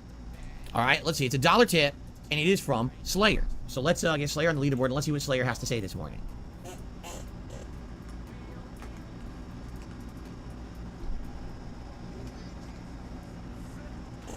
Okay. So, he says, I'm going to be honest with you. As much as I enjoy watching your playthrough of Starfield so far, compared to me playing it, you seem to have skimmed through a lot of side missions you can do. You're not talking to all the named NPCs. You're skipping some dialogue options. You're not exploring the city as much as you can. You haven't gone to all the different districts, buildings, and businesses. You should also try to familiarize locations roughly like where the well is and the shop's general location. Each different planet has their own cities and stories you can follow. It's interesting, so I hope you can focus more on side missions as well. If you're focusing on the story missions for today, I might check in on your playthrough later when I get further into the game. For now, I'm still exploring different planets in the system before I continue with the story. The game will be my focus for months to come. Anyway, hopefully you can implement the advice I recommend and take your time through side quests. Hold on, scroll off the screen. Oh, that's it. Take your time through side quests. Okay. So here's the thing. All right? I feel like this is the kind of game, all right, where I'm going to have to say this all the time. And it's fine. I don't take offense, and I take in all valid, constructive suggestions and criticism. He doesn't take offence, but this is why you're fucking wrong, and don't you dare question him. Apparently we've got a good thumbnail coming up, because D-Dog is saying we've got a good thumbnail coming up.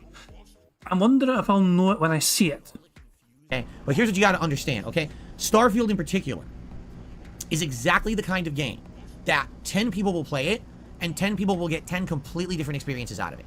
Because you might have someone who's more apt to combat, so they're going to try to find all the combat missions and just do those right away. You might have someone who really likes narrative, so all they're going to be doing is searching through every single piece of information and reading every log fully and getting every dialogue option out of every person and totally trying to immerse themselves in the narrative world before they progress on. There's some people who are only in it for the story, and once the main story is done, then they'll go and they'll take their time to go explore the rest of the universe. All right? Everyone's different, okay? And that's the beauty of a game like Starfield, is that it really can be played in completely different ways, all right? My first session of Starfield, 2.5 hours was intro, all right? We got to New Atlantis. I did some exploration, and then I immediately wanted to go to Constellation because that's where the story was going to advance, because I knew that that would probably unlock things for us, which, by the way, it did, so I was correct in my assumption. That's kind of how Bethesda operates, is you got to at least get to a certain level of the story in order to make enough progress to unlock a lot of stuff, okay?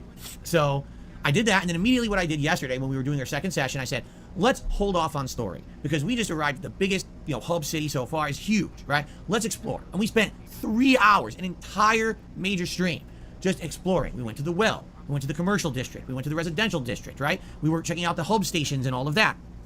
We were talking with all the people we ran into. We did a significant amount of side content, right? I probably would say 5-6 major side missions. We leveled up my speech. We leveled up my lockpicking. We found a rare weapon hidden in a secret room, which was really neat. We did a lot of stuff that would all be considered the free roam side content of the game, right? And that's well and good. But you have to understand that my experience with this game is going to be very different from others. Why? Because I am a live streamer, I'm interactive with my audience, and I have to entertain an audience. It's not just me sitting here playing the game for myself. I have to find ways to create variety and advancement and interesting things happening so that the audience doesn't ever feel too overwhelmed with one style of stuff. Be honest, after having played 3+ hours of the side content of Starfield yesterday, I had a blast.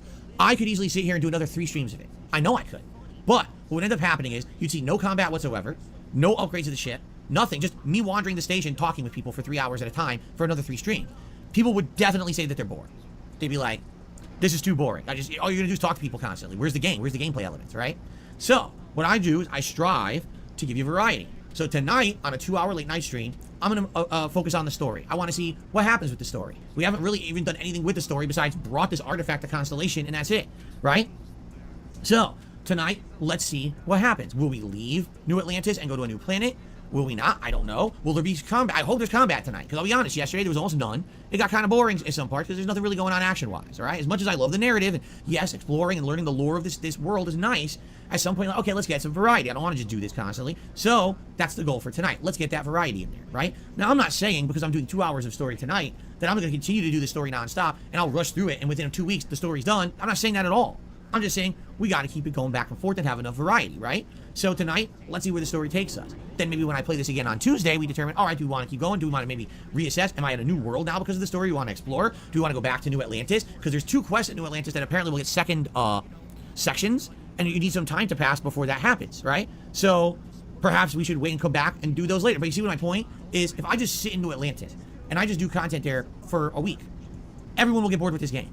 Everyone will tell me, why are you still there? Like, what are you doing? This game is giant and massive and all these things to explore, and you've chosen to sit there in the same hub settlement endlessly, all right? Now, here's the thing. There's nothing wrong with doing that. There's literally not, I'm not going to say to one person out there, you shouldn't be doing that. No, enjoy the game however you want. That's the beauty of a game like Starfield, is that everyone can play the game in a different way and enjoy it at a different pacing, a different style. For me, yes, what I'm seeing is this game, when you get to these giant hub cities, will have tons of condensed content.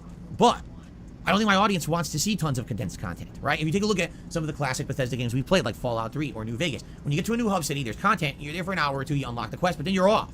You leave the city and you're off to explore. You're going to different areas. You're fighting monsters. You're looking for loot. You're doing this stuff. You're not just sitting there in the hub city endlessly. So, yeah, I feel like I kind of have to break stuff up. You know what I'm saying? So, I hear you. I thank you for your criticism and your input. But I'm asking for your consideration that I cannot play the game exactly like you are. It sounds like you said, this will be your game for months. And you know what? From everything we're seeing in Starfield, it looks like that might be the case. Like, if there is a dozen hub cities, and each hub city has like 10, 15 hours of content in each city, and you do the math, you're talking, you know, probably 150 to 200 hours of content in this game. You very well could be playing this game for 2-3 months, and that's it. And that's fine. If that's what you're looking for, great. Enjoy. But for me, I do definitely have to keep things at an entertaining pace for an audience, a viewing audience.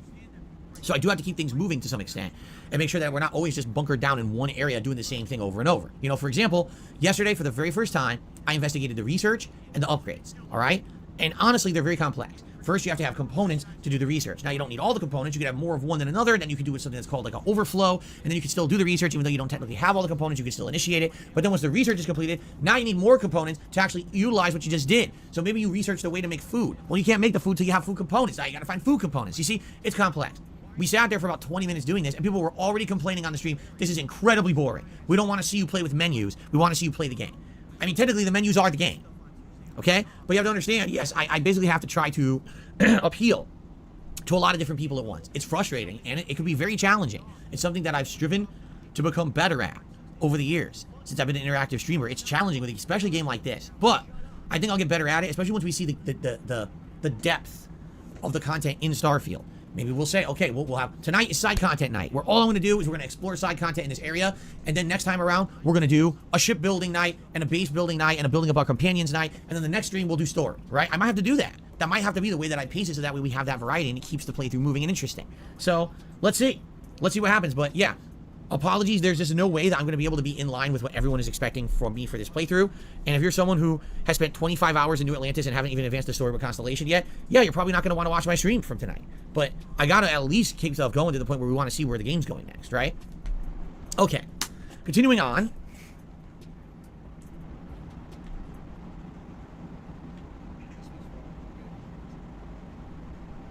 Someone to the dollar says, Woody left the gang in Toy Story 4's ending. How on earth would Toy Story 5 work without him? Because he's coming back. Of course. No, this is the point I'm making is they don't need to keep making these movies because they basically just keep making the last movie completely worthless, right? If Toy Story 3's point was to show how the toys can still continue to be happy and make children happy without Andy's family, like an epilogue. But then Toy Story 4 went on to show how these toys can actually be happy without having to entertain a family, but instead can go off and do their own thing, like with Woody and Bo Peep. That's great. But then what the fuck is the point of Toy Story 5? Then Toy Story 5, did they find a way to make it so that the plastic and wood doesn't rot? They start coating themselves in like lacquer and shit? Like what is the... Why are we going back? Right? So, I don't know. It does seem very silly to me. Very, very silly to me that they're making a Toy Story 5. Make the bad man stop. I received a $5 tip from Canadian Kirk. He says, speaking of which, do you think human beings will ever colonize the galaxy? Will that be a task that sentient super advanced robots will accomplish? Let me put it this way. Okay? How about this? This will be an interesting take, all right? I feel that the human race can achieve some pretty amazing things. I mean, if you think about the things that humans have achieved that are groundbreaking, how on earth does a creature that stands anywhere from 4 to 6 feet tall, right, create a building structure that towers into the sky so high that you can't see the top from the ground? Right? How is it that we found a way to communicate and transfer energy and data through the invisible stuff around us? No physical connection. It's just, we're doing it at a moment. Right now, I'm transferring to you through the internet. I'm not there with you. I'm not actually sitting next to you talking to you. But this is amazing technology, is it not? How do we come up with all this stuff? Right? It's nuts how smart people can be. The only thing that's holding people back is people. That's literally it. It's the human race that holds the human race back. Because when we get so wrapped up in our own shit, right? When we get wrapped up in our own politics, in our own religion, in our own, this group is better than this group, and this group is ahead of this group, and this one controls all the resources, and this group is below making the resources.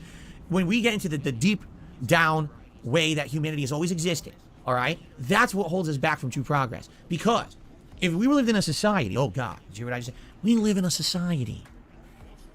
If we lived in a society where people realized that if everyone truly looked out for one another and took care of each other, that would actually mean that everyone was okay. And I know people say, well, that's communism. Well, it really isn't, because communism has been tried and failed. It's not. See, the thing is, it's kind of an esoteric thing because it's never really been done. But if everyone was like, if everyone just looks out for each other and takes care of each other, then we'd all be all right, and then we could work towards common goals of progress. But instead, think of it this way. Well, let's go colonize Mars. Okay, let's do it. Well, wait, we can't. Why? Well, someone has to finance it. Okay, let's have rich people finance it. Well, they're not going to do that. Why? Well, because they have to make a profit on it. Right? Wait, what? Well, yeah, they need something out of it. Forget about just human progress. We can't just do things on the fact that we want to advance as a race or a civilization. We actually have to have a reason that we benefit from it, right? So how do we benefit? How do we start selling condos out on Mars and timeshares and shit? How do we start, getting duplexes that you can rent space and shit? That's what we got to figure out first. How do we sublet all the units out? How do we figure this out? And then once we have this insane, complex, way profitable scheme, then we'll roll out with how to get to Mars and start colonizing it, right? Because before that, we'll never do that. You see, we have to think what benefits us, what's going to get us ahead, and that's the thing about our societies. The whole point of us thinking only about ourselves holds us back. You see, really, if people were just like, listen, we all just kind of want to get ahead. We all want to advance. These things will all be better for everyone, right? Like right now, how much do you want? And then I know this sounds like a conspiracy theory because it is, but at the same time, I just want you to think about this logically. All right? You're telling me that there's no way that the common science or doctor studies or whatever you want to say, medicine, modern medicine, can figure out a way to shield us from the common cold. Now, I understand that the common cold is not just one virus, it's a million things, but you're telling me there's not just general ways that we can prevent it, that we're destined to always catch the common cold? Or could it possibly be that there is a billion upon billion upon billion dollar profitable industry of them selling over-the-counter remedies for the common cold that don't cure it, but just treat the symptoms? And so because it's so fucking profitable, they will never cure the common cold because they don't want to, because they want to be rich. You see? So, and the thing is, yeah, there is a way. I guarantee you right now, if you talk to the top minds on this planet, they'd be like, absolutely, we could stop it. It would cost an insane amount of money, and we'd have to do this crazy research, but we could roll it out and make sure that no one ever gets the common cold ever again. We would have a way to prevent it, whether it's a vaccine, whether it's just things you do, filtration systems, whatever it could be, we could stop it. But where's the profit in it for anyone? Well, there is none. Therefore, no one will ever do it. Just keep selling your remedies over the counter. That's the problem with humanity. Everyone's always looking at things from an angle of how to get ahead rather than how do I benefit myself and everyone around me. So when you say, will we ever colonize the planet? It would be interesting if we tried it, but what's the benefit? If you remember, when the explorers first started to travel around the world and look at the new world and stuff, we had Vasco da Gama and Christopher Columbus and all the French explorers and all of them going out, what were they looking for? We're like, wow, we just want to find new places to expand? They're like, no, what can we loot? Where's the gold? Where's the spices? Where's the new rare things from there that we don't have that we can then loot and bring back home for monstrous profits? That's why they were doing it. They didn't care about culture. They didn't care about, oh, we can expand. All they wanted was to sack shit, right? So that's what I mean. That's human nature, you know? So, if you told me that they found giant veins of rare minerals and shit that they could sell back on Earth, on Mars, we'd be there in 5 minutes. Elon Musk would be on the next SpaceX jet out there, and he'd be mining it himself. Space cheese. That's valuable. He'd be eating the cheese and bringing it home. But that's what I mean. Right now, we'd have to figure stuff out. How does it make it profitable, or what's the benefit? Because no one will ever finance it and make it viable until that happens. Then all of a sudden, overnight, it'll be the next major thing we all talk about and everyone cares about. But until then, that's how humanity is, right? That's just how humanity is. So, that's my take for now. Maybe my take will change in time. You know, I try not to be too political there, but I mean, in general, I'm from what I've seen of human nature, I am kind of cynical. Are there people on planet Earth who actually care about others? Yes, there are. Absolutely. And you want to know the truth? Those people are very rarely in positions of power or any kind of prominence. You know, you want to hear about someone who is one of the most normal, rich people out there? I'm not even going to tell you the story. I want you to research it yourself. Go look into the life history of Keanu Reeves. That's all I'm going to say. Go look at that man and take a look at someone who's a normal guy, who's rich, but just wants to be a good person and help. Are you fucking kidding me the fuck on? Keanu Reeves. Why would Phil want to talk about Keanu Reeves today? I saw it on Twitter earlier on, random fucking thing on Twitter. Talking about Keanu Reeves. think it's too far away from here. Where is it? There was something here I seen. Some sort of... There it is there. I assume Phil saw this today. I assume Phil randomly saw his tweet today. And he's like reading it. And he's going, oh wow, this guy's amazing. It's just a strange thing. I remember... I was also... I had Twitter open just in case there was any detractor stuff on there before starting the bingo. And like, I seen this and I thought, oh, it's Keanu Reeves. Look at that. Now Phil mentions Keanu Reeves. In honour of Keanu Reeves' birthday today. You know, and like, he was abandoned by his dad, he's 3 years old, he grew up with 3 different stepfathers.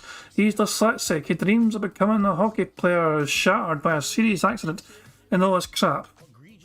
Everyone knows Keanu Reeves is a very lovely private guy. He likes to fucking... He doesn't like... Keanu Reeves is very well known for doing a lot of nice things without really, you know, trying to get publicity for doing it. You know, he's always fucking just like, you know, just doing his own wee thing. He seems like a very fucking chill guy, you know what I mean? Fair play to you. I'm glad fame has not fucking warped him into some sort of fucking arsehole, you know, but it's so weird that Phil saw Keanu Reeves when I seen this article earlier on, and I imagine Phil saw it as well. Phil must have saw it as well. That's the only thing I can think of, you know. Just for the random Keanu Reeves fucking name drop. Holy fucking shit. Others, and that's all he cares about. That's what you should look into. If more people were like Keanu Reeves on this planet, all right, this planet would be a very different place. That's all I'm going to say. You're absolutely right. That's a man, he lost his family, he lost everything. And because of that, he realized what was truly important. To this day, he's filthy rich, and he doesn't use any of that at all. He lives in a normal apartment. He gifts tons of money to people to help them. Almost all the money he made on the Matrix trilogy, he gave away. He didn't want it. He's the most normal guy you'll find who's rich, because he doesn't care about getting ahead. He doesn't care about hoarding for himself. He's just trying to help people around him and be a normal dude. And if everyone on Earth was like that, this would be a different place to live. It really would be. But sadly, that's an infinitesimally small amount of the population of Earth is like Keanu. Oh, you earn 6 figures per fucking year. What are you doing to fucking help your fellow fucking man? What the fuck, Phil, do you do to try and help anyone apart from your fucking self? You're one of the most selfish pieces of fucking shit that fucking exists in the fucking internet. You're a lol cow because you're such a selfish piece of fucking shit. I cannot believe this fucking idiot is fucking preaching to everyone else about trying to fucking help people and be nice to people and all that shit, when he earns 6 figures a year and doesn't give anything to charity whatsoever, going by his own bankruptcy statements. It's absolute fucking nonsense that Phil is trying to fucking preach for others to fucking help people when he does not do anything to help anyone else other than himself live as comfortable a life as he fucking can. Phil could do a lot more for people, but it doesn't. People help him, he doesn't even give them fucking money for the help, doesn't even give them the fucking gratitude for it. Those people that help him are so scared of fucking helping him, they want to remain anonymous because they know how fucking horribly toxic DSP is, and being associated with DSP in that way is maybe going to fucking open them up to ridicule as well. That is how incredibly toxic DSP is. That is not normal. And it's just fucking crazy. This is one of the most toxic, vile human beings that exists on this fucking planet today, and he's trying to fucking preach being nice to each other when he's not even going to fucking do anything to help anyone himself, when he has the means and ability to help other fucking people.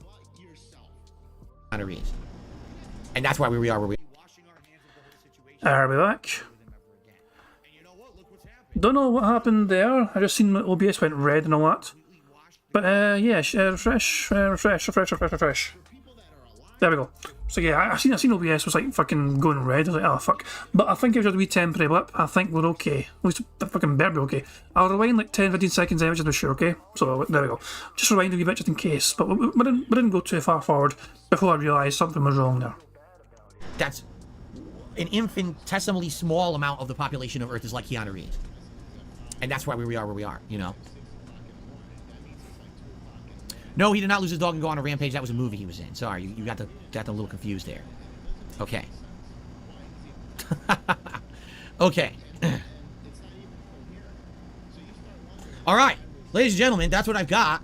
If you guys have a few extra questions and things you'd like to toss at me for the next few minutes before we, get ready for the React show, I'm all ears. What do you guys want to talk about this morning? Meatball Man says, what's your favorite fast food fry? For me, it's either Chick-fil-A or Arby's. In-N-Out are not good. Okay, hold on. We need to establish something, okay? Phil is doing Q&A right now. but I usually require him to say Q&A. He didn't say it there. Do we still count it because he's openly doing it? Aye or no? Sorry, yes or no? Oh, sorry, fucking aye. You know what I'm fucking mean? Are we going to count it because he's actively doing it? He hasn't said it, but because he's doing it, do we fucking count it on the board? Most people are saying yes. Ulf the Arbalist said no. He's open. He's saying BST is saying no. What I might do, I don't know. I mean, some people are saying no. Most people are saying yes, but some people are saying no. Fine, I'll do a poll. I'll do a very quick poll. Hold on. Start a poll. Does he need to say Q&A? There we go. So yeah, and Stevie Dead says 75%. Okay, yeah, 75%. We need a 75% success rate to count it as an overwhelming yes. We need 3/4 of you guys to say yes to this poll, which is now gone live. So there we go. Fantastic stuff indeed. So yeah, I'll let that fucking run for a wee bit longer. This is all Q&A mode now, so let's just track on the show and continue with the show. And after like fucking 10-15 minutes or so, I will end the poll and we'll see whether we tick off yes or no for Q&A. And of course, in that time, Phil still might say Q&A, which will fucking negate the poll. But you get what I'm saying, though. Fast food fries. Interesting question. Five Guys has really amazing peanut fries. They fry them in peanut oil. I do agree that the waffle fries at Chick-fil-A are really, really good because they're seasoned. They taste great. If you're talking the stable like Burger King, Wendy's, McDonald's, I would pick Wendy's. Even though I don't think they're great, they're still better than Burger King and McDonald's in my opinion. I don't really eat fries that often, so I can't really answer the question in depth. You know what I mean? Like I don't eat them that much. Arthur says, do you plan on hitting Master with all characters in Street Fighter 6? By the way, I'm enjoying your Starfield playthrough. I don't think I'd ever be able to do that. It's too much of a time investment. Like, when Street Fighter 6 came out, alright, I was primarily playing Blanca, but I played a wide variety of characters, and it took me until the beginning of August I got Blanca to Master.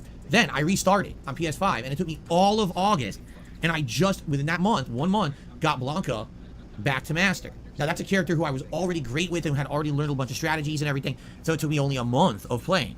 It looks like probably within the next week or two, I'll probably get Honda to Master. But after that, it's like starting from scratch. Like, even though I know Luke I'll probably do decent with, it's going to take a long time for me to learn enough strategies and everything to get Luke to any kind of competitive level. Same with any other character, whether it's Zangief or Lily or Dalsim or someone else who I try to play with. I guarantee you, it's going to take me a long time. And the thing is, being honest here, I know people don't want to see Street Fighter 6 as much. I love Street Fighter 6. I would love to play it tons, but people got burned out on it after me playing it all summer, and they still want to see it. But I can't be doing it as 3, 4, 5 streams a week. At most, 2, 3 night streams, and that's going to be it, you see? So with that time constraint, there's absolutely, positively, no way that I would ever know or ever try to get everyone to Master. It would never happen.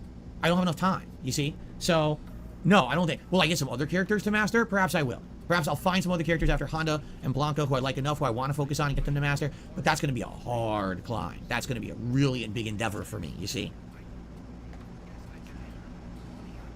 Derek's favorite Toy Story was Toy Story 3. Toy Story 3, if that was the last one, would have been amazing, but they fucked it all up. No. See, here's the thing. Comet Frenzy says, can't you say that Keanu got something out of his charity work because it boosted his public image and helped market him? No, because it didn't. Because no one knows about it unless they do the research. Keanu did not go out there and publicly do giant press conferences explaining how he's donating all his money to charity to help the people. He just did it. And then he went on with his life as if nothing happened. He's not looking for recognition. He's looking to help people legitimately. He's not trying to get by by donating his money and helping others. He's just trying to help others. As opposed to, again, look at these major companies that every year they have to announce all the charitable things they've done or whatever because it makes them look good when in reality, if you look at what the company actually does, they're a scumbag company, and then they did that one nice thing to try to offset it, right? That's the difference. You can tell people who are actually doing something legitimately just to make them look good in some respect, while others do the good things just because they want to help people and be good. Okay.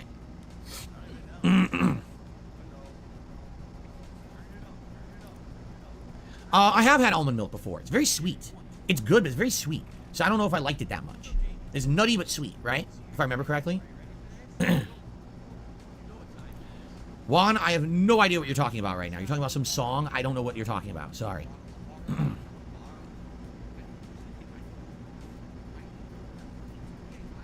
Oh, it's true. Arthur says, I thought you said Master is where you said you'll really start to learn the game, but I understand your time constraints. No, that's absolutely correct. Once you hit master level, you weeded out the vast majority of idiots. There still are idiots there. In fact, it's been said now that there's like 50-some thousand people at master rank now, and out of that, like they said, they did the statistics, something like over a fifth of them are literally pattern mashing Kens. They just played so much in the last 3 to 4 months that they artificially earned their master rank. They didn't actually like consciously win and play the game well. They just played enough that they kept gaining enough points mashing their bullshit patterns online that they got enough wins to get to master. All right, but in general, when you get to master, you must have some kind of an understanding of what you're doing with your character, right?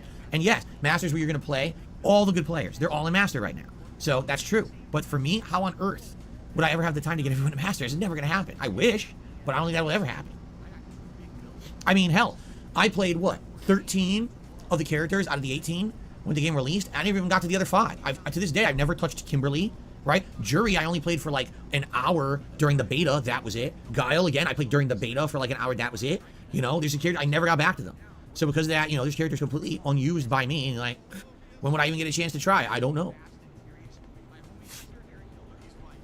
Let's see here. Orcs are Dorks has re-upped his membership for 27 whopping months, and he says, "Good morning, DSP and friends." Good morning to you, Orcs are Dorks. Good to have you here. Okay.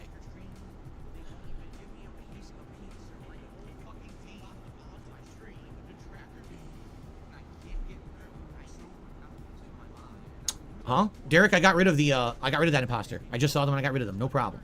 What's one of the last movies I watched and I would recommend?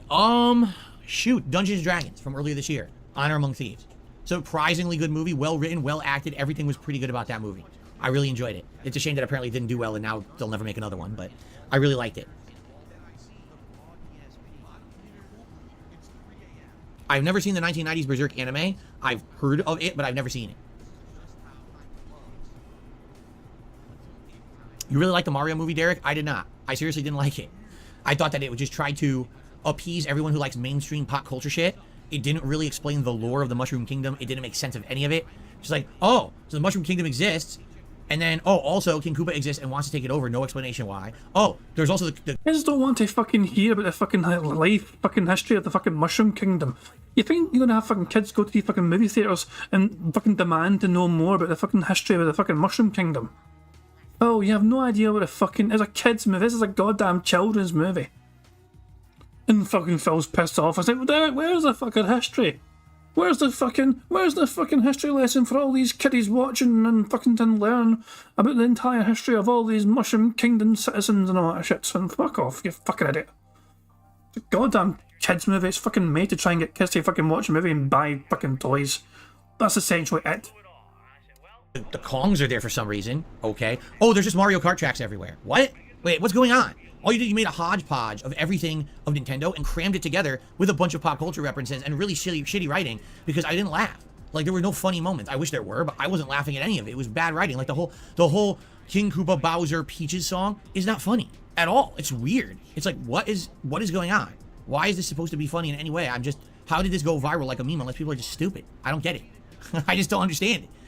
You know, I didn't like the movie. I was very disappointed because they had an opportunity to do something epic and create a meaningful narrative in a world with character development. And they did nothing. It was just, here's just an action movie with Mario elements in it. Here you go. Enjoy. Oh, don't you hear? Can I get a fucking backstory? Next Mario movie has to fucking give the whole fucking backstory.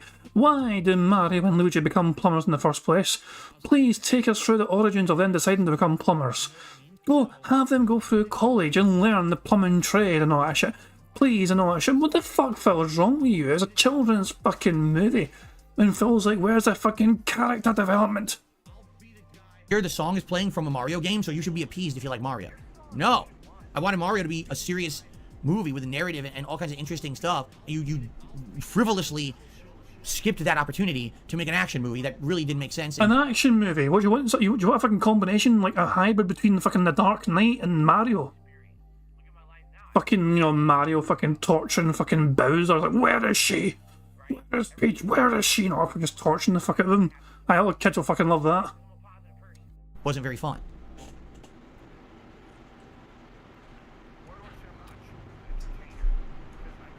Okay. I received a $4.20 tip from Radical Jaws.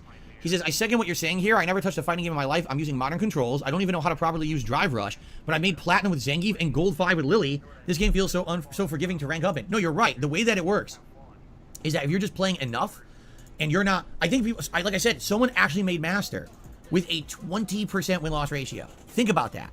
20%. They were only winning 1/5 of the time they played, and they made Master. What the fuck?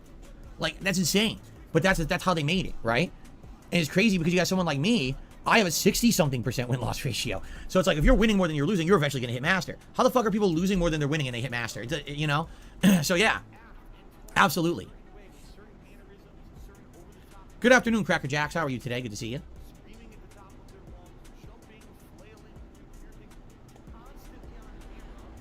Back to the Future 2 is an amazing movie, Juan. I hope you enjoy it. I love the Back to the Future trilogy.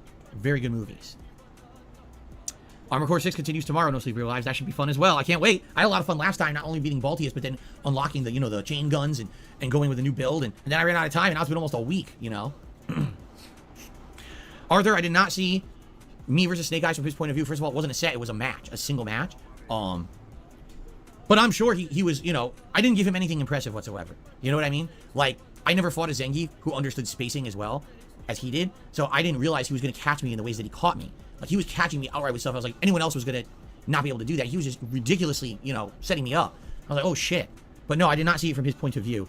I'm sure he didn't have much to say. Well, what's he going to do? Compliment how I got my ass beat because I don't know what I'm doing against him? I mean, probably not.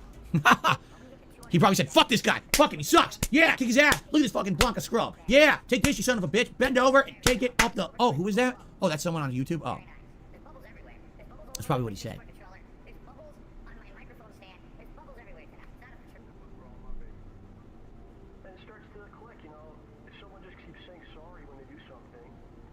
He didn't say that? Oh, darn. He probably has no fucking clue who you are. Okay.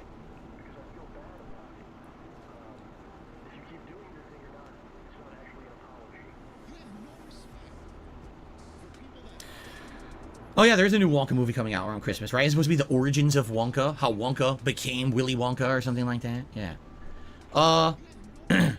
Pausen became a member for 19 months. Good morning. Good morning, Pausen. Thank you. All right. Welcome, everyone. Some people are just joining the podcast. If you're here, we're about to adjourn within just a couple of minutes, and we're all heading over to DSP Reacts for the React show. I hope you guys will make the jump and join me and hang out with me today for the React stuff. Hopefully it's a good one. And remember, all support carries over, so everything you see here, and the tips, it all carries over there. So we'll have a foot towards our goals already. Okay.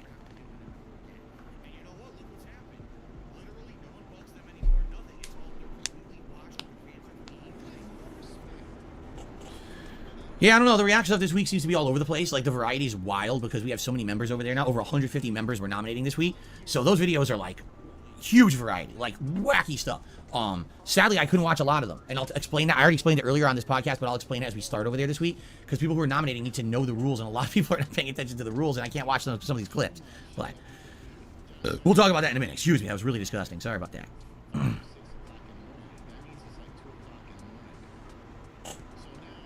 Do I miss the 80s? You know, it's funny, all right?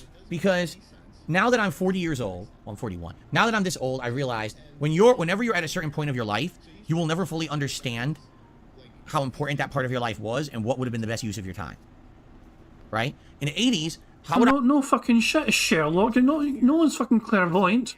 How the fuck's anyone meant to fucking know how to fucking best use a fucking time? Yeah, either fucking, do the best you fucking can with it and don't have any regrets and just enjoy yourself. There's always more that people could have fucking done when they fucking look back in hindsight during those fucking years of their fucking life. That's always going to be the fucking situation. What matters, of course, is trying to make the most of it essentially as best as you fucking can. You can't change it fucking happening, but as long as you don't fucking have any fucking regrets of, no missed opportunities or some shit, then that's also the most important fucking thing. Now, Phil, has he got any regrets? I guarantee he's got tons of them. He'll have so many fucking regrets from his miserable fucking life. Because look at where he is now compared to where he was back in the fucking day 10 years ago. My God, the regrets this person will have. You don't even fucking, there's no time in a podcast to list them all. I've known that the way that the culture was and money was and everything would change. Within 20 years, the whole world would be a little different. So, in the 80s, whenever you flew somewhere, you had a great time on a flight. It was like luxury class. food. Well, the 80s was 40 years ago. You just said like between the last 10, 20 years. And then he talks about the 80s, which was 40 years ago. Listen to it again. Was and money was and everything would change. Within 20 years, the whole world would be a little different. So, you know, in the 80s, whenever you flew somewhere, you had a great time on a flight. It was like luxury class, food, really cool party atmosphere whenever you were traveling. Today, you go to travel, it's like insanely crammed airport. Everyone's frustrated. The flights suck. There's no food. Everything's terrible, right? You know, it was different back then. Even, you know, pop culture in general. Everything was so crazy different. How things were on TV, music, MTV and stuff was huge, right? Video games, are you kidding me? Video games, how that would change in time. And that's the thing. So now I look back at my youth. I look back when I was in my 20s. And I'm like, man, what would have been my optimal use of... Hold on. He looks back at his youth. So in your head, when he says back in his youth, you're thinking maybe when he's a child, when he's in high school maybe, and then he says in his 20s. The youth suddenly fucking fucked off. And he's now talking about him being a full-grown adult in his 20s. And that's the thing. So now I look back at my youth. I look back when I was in my 20s. And I'm like, man, what would have been my optimal use of that time, right? Probably not doing what I was doing. Probably not traveling just to play grassroots Street Fighter, right? And wasting all my money doing that and all the other shit that I did. But it wasn't your money, Phil. You were fucking using credit and loans that you couldn't fucking afford to pay off. So no, your money was long gone. You were using basically the credit card company's money. always say that hindsight is 20/20, right? So the older I get, and I look back at another generation, man, that would have been better use of my time. Like, my early days as a YouTuber. Now I look back at my early days as a YouTuber, and I'm like, well, listen, I worked my butt off, right? And I made a lot of money back. No, you fucking didn't. You fucking drunk. You drunk your butt off. You fucking stayed up to yawn time, fucking middle of the fucking night, playing games as fast as fucking possible because Machinima gave you a ridiculous fucking contract. You abused the ever-living shit out of that fucking contract, which Machinima should never have given you in the fucking first place, but you milked that bad boy for all his work. You made a lot of money doing it, and fair play to you, but you fucking squandered every single fucking penny of it as well. So you're fucking stupid as hell for not fucking being more responsible for that fucking income you received. You didn't fucking deserve. Yeah. But at the same time, here's something I could have done different that would have been better, right? Here's some way I could have reacted to something that would have been better. If I maybe rolled with the punches of people making fun of me on the internet, it wouldn't have gotten to the point where now I have these crazy stalker losers who just want to fucking like ruin my life, full time, right? But that's partially my fault for the way that I reacted back then. I created that almost cult of hate. Shout out to hate. Hate army, shout out. But no, Phil, holy fuck, man. He keeps thinking, like, in his fucking head, we're like fucking, like, some sort of fucking, the fucking, like, villain scenes in in Austin Powers, here's Dr. Evil's lair, surrounded by all his fucking henchmen, and fucking, in Phil's mind, we've got Tevin fucking leading and being the Dr. Evil character and all that shit, and you got Aquatil, and you got fucking That Being Said, and you got everyone else, all these big main prominent detractors fucking plotting secretly to fucking bring about Phil's downfall and all that shit. Fuck me, man. No. For me, you are a fucking little side hobby. Most of my day today I spent enjoying myself doing very little. I watched football. There's some live football on today, a couple of good games, I watched them, and that was that. I started paying attention to Phil's arse essentially about 50 minutes before Bingo's beginning, Phil makes up such a small part of most of our fucking days. It's crazy. And he's thinking it's a full-time job for these guys. No, it's fucking easy. Just fucking roll up to fucking play bingo and then fucking laugh at you for a while. I shout out some people and then I fuck the fuck off and just think about tomorrow. What am I going to think about tomorrow? I have work tomorrow. I have my real life adult-style job, which I actually focus on, and fucking that's what pays my fucking bills. That is what's fucking... So, my actual job, Phil, which is fucking alien to you, I know, that's my main focus for tomorrow. And of course, once I'm done with fucking work, I can then relax in the evening with some more bingo, where we make fun of you again for another couple of hours. Around me, right? And you look back at all those things and you're like, man, what could you have done better? What if you were back in if I was 10, 15 years in the past, but I had the knowledge I have today, all the things I would have done differently, right? I would have been a streamer earlier and stuff like that, right? But there's no point in reminiscing about that stuff when it's already too late to change. You just move forward positively. And that's the thing. I'm trying to live in the moment and enjoy the moment for what it is. That's really like the most important thing I've been trying to do. Enjoy who I am. What do you mean fucking live in the moment? Every single fucking day is the same fucking day. It feels like fucking Groundhog Day. You fucking sit in your arse playing games poorly or watching fucking React content poorly in this fucking case for today. And then it's basically the same goddamn thing over and over again every single fucking day. You have one day off a week to fucking stuff your fucking piggy face full of fucking food when you watch fucking, you know, cat devour as much food as fucking possible. Your entire fucking existence, Phil, is Groundhog Day. You know, I'm going to tell you what Phil's going to do next week, okay? Phil's going to play games 6 out of 7 days a week, okay? He's going to play games. Sometimes he'll play games twice a fucking day. One day, Phil's going to have off just to fucking enjoy having some, you know, a chill day off with his fucking wife, you know what I mean? He's going to fucking do chores, he's going to fucking spend time with Jasper and all that shit, you know what I mean? And then he's fucking just going to relax, he'll probably tweet a couple of things. And then the following week, it's going to be the exact same thing. The following week, exact same thing. He's going to just fucking play games most of the fucking time. Maybe there's some React content occasionally on a Sunday or whatever. You can fucking plan out almost every single week of Phil's fucking life, essentially, because he is such the most boring motherfucker on the planet. You wanna know what I'm doing next week? On Thursday, I'm flying off to fucking Greece with my fucking fiancée. And I'm going to have a week without DSP. A week without ridiculous drama fucking shit from DSP. No lol cow shit antics to fucking worry about. I'm just gonna fucking have a nice, chill, relaxing holiday. Something that Phil refuses to fucking have with his fucking wife because he can't afford to fucking miss a day without fucking working. Us detractors actually have the fucking flexibility to fucking be able to do this, you know what I mean? Because most of us have actually fucking real jobs that fucking pay our bills, not only fucking pay the bills, but they fucking have, you know, they can pay for fucking vacations as well. They can pay for these fucking truly meaningful fucking experiences. When's the last time Phil had a proper fucking holiday? I bet it counts fucking going home to mummy and daddy so they can fucking get married to cat as a fucking holiday. That's kind of sad. That's not a fucking holiday, Phil. That's you fucking seeing your parents. And even then, they have to fucking pay for it themselves because you're too fucking cheap to. Mr. 6 figures a fucking year won't pay for fucking flight tickets or anything. Or a wedding. So his mum and dad had to pay for the wedding, the flights, and then the catering, I guess. What the fuck, man? Yeah. So yeah, Phil. Most detractors have a very comfortable fucking life, you know. Obviously, it's not the same for everyone, of course, you know what I mean? But for the majority, though, you make up a very small percentile of their lives. Whereas we live rent-free in that greasy motherfucking slanted head of yours on a daily basis. I'd rather be... You know, a lot of people get jealous of Phil, right? Because he fucking makes 100 grand a year, okay? A lot of people are fucking always envious that Phil makes over 100,000. But you've got to fucking look at the big picture. Phil is trapped doing this every single fucking day because of his life and his choices. I look at Phil's life when he's making 6 figures, and I look at my life when I'm not making as much as him, but my life I've got more going for me, essentially. I can easily fucking just, I don't have to fucking do bingo, you know what I mean? I choose to do this because it's fucking fun to do it. You know what I mean? Phil was forced to fucking do this. I'd rather have my life than his fucking shitey, boring life. I can get to see my family when I fucking want to, I can fucking go on little breaks and vacations with a fucking fiancé when I want to.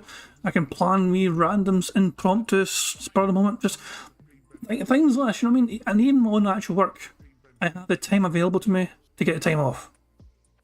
You know what I mean? So yeah, and Phil can't do that because he cannot afford to not be on stream begging for the dentheads to give him money.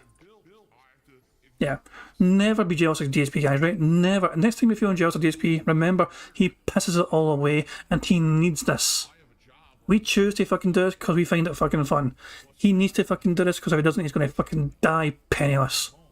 The audience I have, the fun we have, the life I have here with my family, enjoy all of it now and don't take it for granted. Because I do feel like there were times in my life I didn't understand how important it was. Back when I was in my 20s and I was fully healthy. I didn't have back issues, neck issues, blood issues, all kinds of shit, right? Now I have all that. It's like, well, you know, it's life. You learn. Is the blood issues a new thing? I'm trying to wonder if the blood issues is a new revelation. Yeah, a lot of people are confused as well. Blood issues, that seems new. A few you guys, I see a few of you guys are confused as well about the blood issues thing. So yeah, that's that might be some new lore Or is it gout? a couple of you guys think he's talking about his gout. I guess that's technically what I do for sure, yeah. Let's just rewind it just to kind of hear him again, but yeah. I mean, I assume gout's a blood issue. It was. Back when I was in my 20s and I was fully healthy. I didn't have back issues, neck issues, blood issues, all kinds of shit, right? Now I have all that. It's like, well, you know, it's life. You learn it with experience, right? Okay. Oh, Dolo, yeah, we talked about Free One Up from time to time, how that was the person who I did that. We were both prominent YouTubers doing Street Fighter content, and I did a set with him very early on in the life cycle of Street Fighter 4, and I literally didn't hear from him since, so. Okay.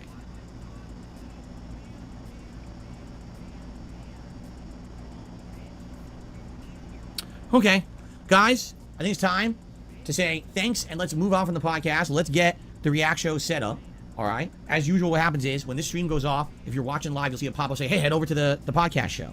Please head over there. I'll get that started within a few minutes. I'm going to take a little break, use the restroom or whatever, and then, you know, by 1 p.m., we'll get started over there, and I'll definitely let you guys know what's going on. We do have to do a small segment outlining the rules, because sadly, a lot of people did kind of not listen to the rules this week of what was going to be nominated, so I need to let you guys know about that. But outside of that, I think it should be a good show. I hope you'll join me over there. I'm excited for DSP versus the Internet, and I want to say thanks. You were a great audience here for the podcast. Remember, this is very important. On my React days, the entire React stream, I'm not making any money on any of that, the videos or whatever. So it's the streams that are important. If you can support my React stream today in some way, that would help me a lot to make that channel continue to be viable, especially because we're not doing any special events, it seems, this month. Please support the DSP versus the Internet streams in any way you can to make them viable so that I can keep making that channel happen, all right? Nope. Okay, thank you guys very much for a great show, and I will see you over on DSP Reacts. Thanks for a great podcast. I hope that you guys enjoyed it. The fall is upon us with all of its games and exciting fun, and I cannot wait to spend more time with you soon. All right, guys, thank you. I will see you over there. Peace out. All right, so let's get set up, everybody, for the React show. Let's see here. So I need to move my camera to the upper right. I need to bring out the DSP Reacts logo, if I can find it. Here it is. And I gotta make sure that the correct pop-ups are enabled. They are. There we go. All right, so guys, I'm gonna go offline. Please head over to DSP Reacts, and I will see you there. Thanks. And just like that. Yeah, just like that, he's done. So I guess we can now click on this and go there. Is he? Oh, hold on. Shut the fuck up, your shitey fucking music. Is he not live yet? This is live DSP, we're waiting for Phil to get back essentially. He is not even back yet from setting up. Holy crap. I guess we've got some time to kill. How about some otters, eh? How about some otters? Let's enjoy these wee guys swimming about. There we go. They're all so damn cute. Wonder what the fuck this thing is. There's some sort of fucking tightrope act for the otters to entertain the audience. What the fuck's this all about? Oh. But yeah. How far behind are we, Steve's asking? We're live. This is live. Look at the wee red icon. This is live DSP reacts right now. We're waiting for him to get back. We're not behind in the slightest. So yeah, went disappeared to have his fucking little piss break essentially, or whatever, a shit break, or whatever you want to call it. And he's not even returned from that yet. So we weren't too far behind. That shitty music still playing. Back to the orders. Jesus, man. Oh my fucking god. So we're just waiting for Phil to get back now. So, oh fuck me, man. As I said, like, Phil for being such a boring bastard, right? For such a boring individual like Phil Burnell, sometimes covering his antics and talking about him is extremely draining. It's bizarre. He is such a fucking irritating person. You know, it's like I am looking forward to having a week without having to worry, you know, think about DSP or even I'm just gonna fucking enjoy my detox, my little Greek detox session of DSP. Oh, Phil lost a whole bunch of members today. He went from 150 odd members to 122. That's a big, massive fucking drop. Holy fuck. Yeah, that's a huge drop. Fucking hell. Stupid ass fucking music. I love Phil's fucking chat right now. Like, they're just roasting him. You don't know what happened to Phil. He fell in. Fucking hell. Jesus, man. But, yeah. We're just waiting for Phil to get back and we can finish bingo, essentially. We're not too far away. If we go back to the board, we're not far away from a full house. Remember, guys, 100 likes on this bingo stream gives us a free space, and we might need that. So I'm just saying. I mean, like 24 likes away, I think, from a free space.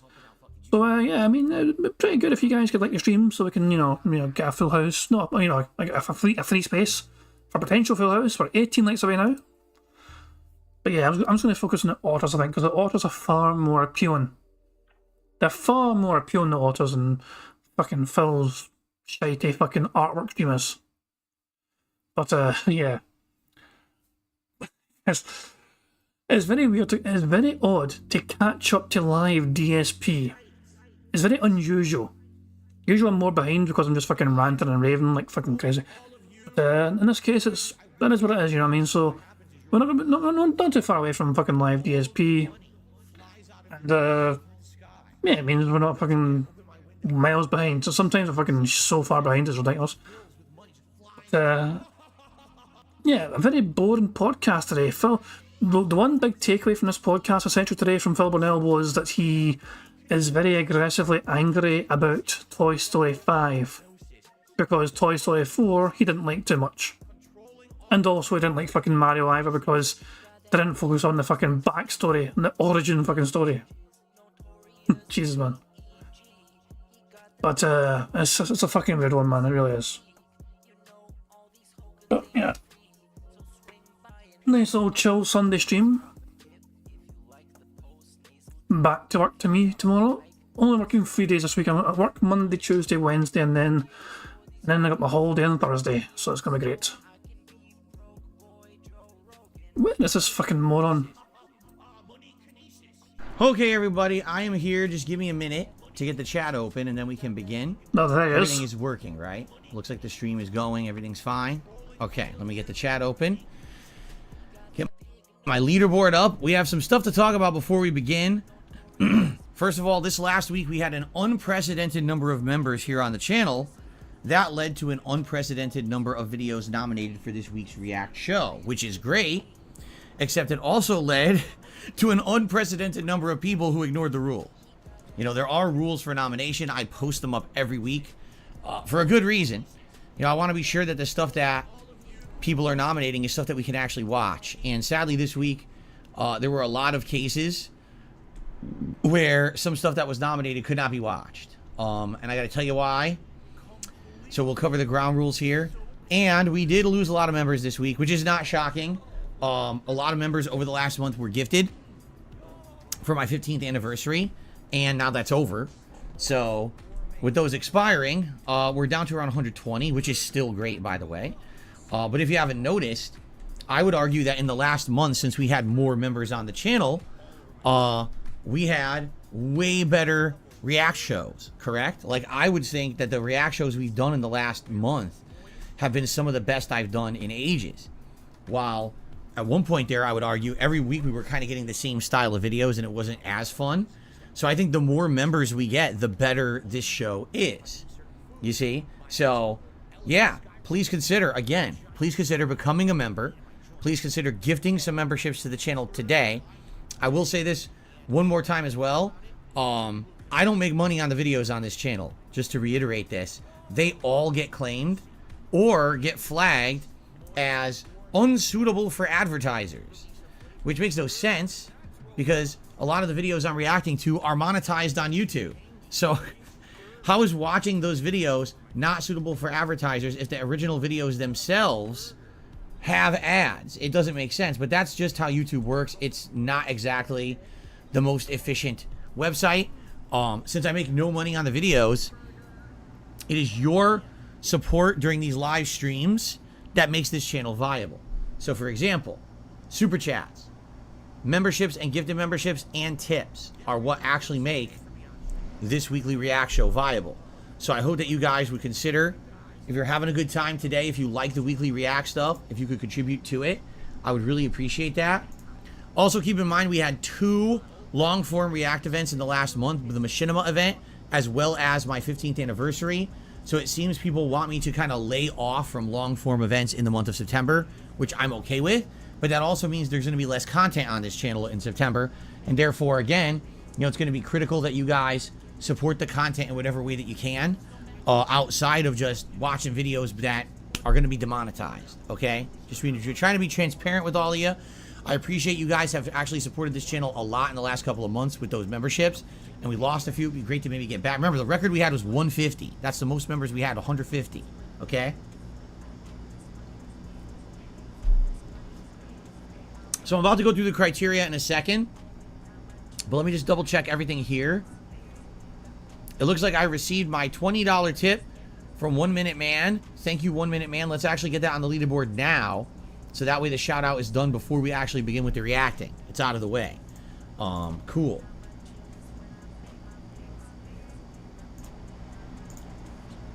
There we go. Thank you, 1 Minute Man. Let's get that on the leaderboard.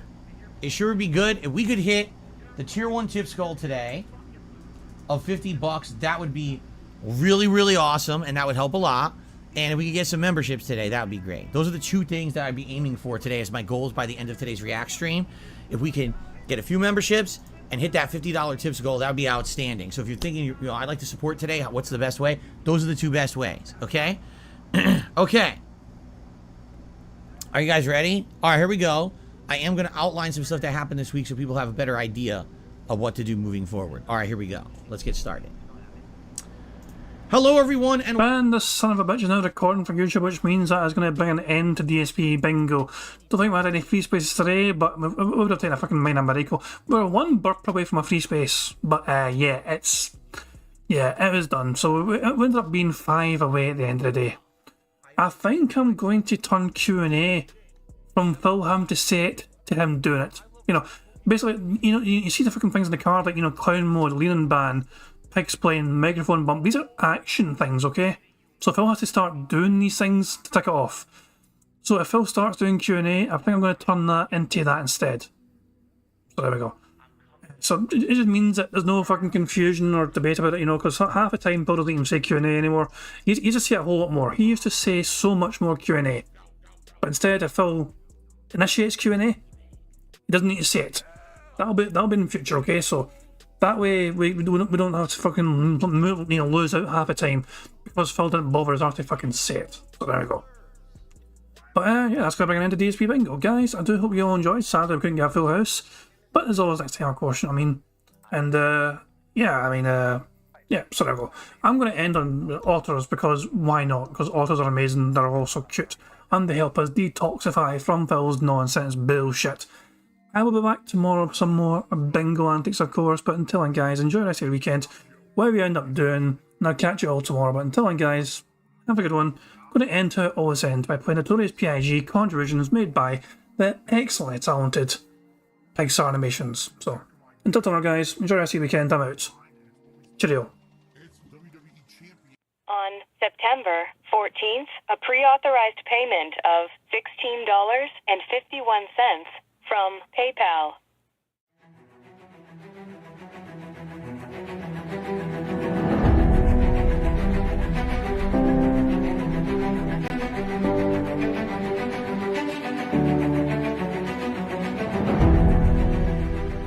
All right, Luna Mills has tipped me $1.30. It says, "I'm back. What's your favorite type of shower?" When you're showered in money. When you go outside, and all of a sudden, greenbacks start falling from the sky, and you raise your face up. You're like, oh, you start dancing. You go, oh, money, money, yeah, yeah. All right, I don't know what the hell you're talking about, but thank you for the first tip of the day.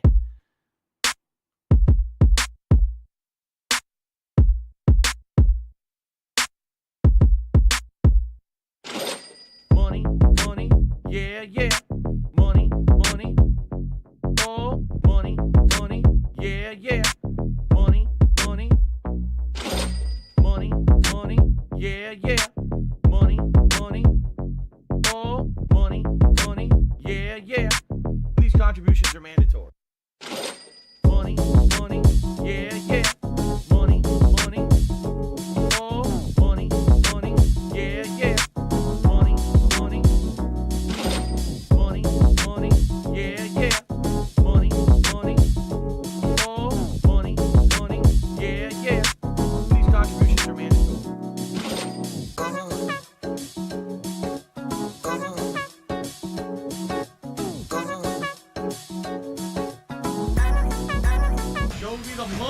Money,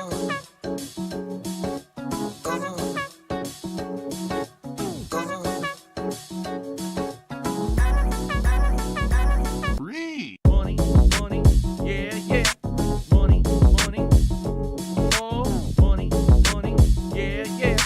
Money, money. Money, money, yeah, yeah. Money, money. Oh, money, money, yeah, yeah. These contributions are mandatory. And it's gone, just gone like that in an instant.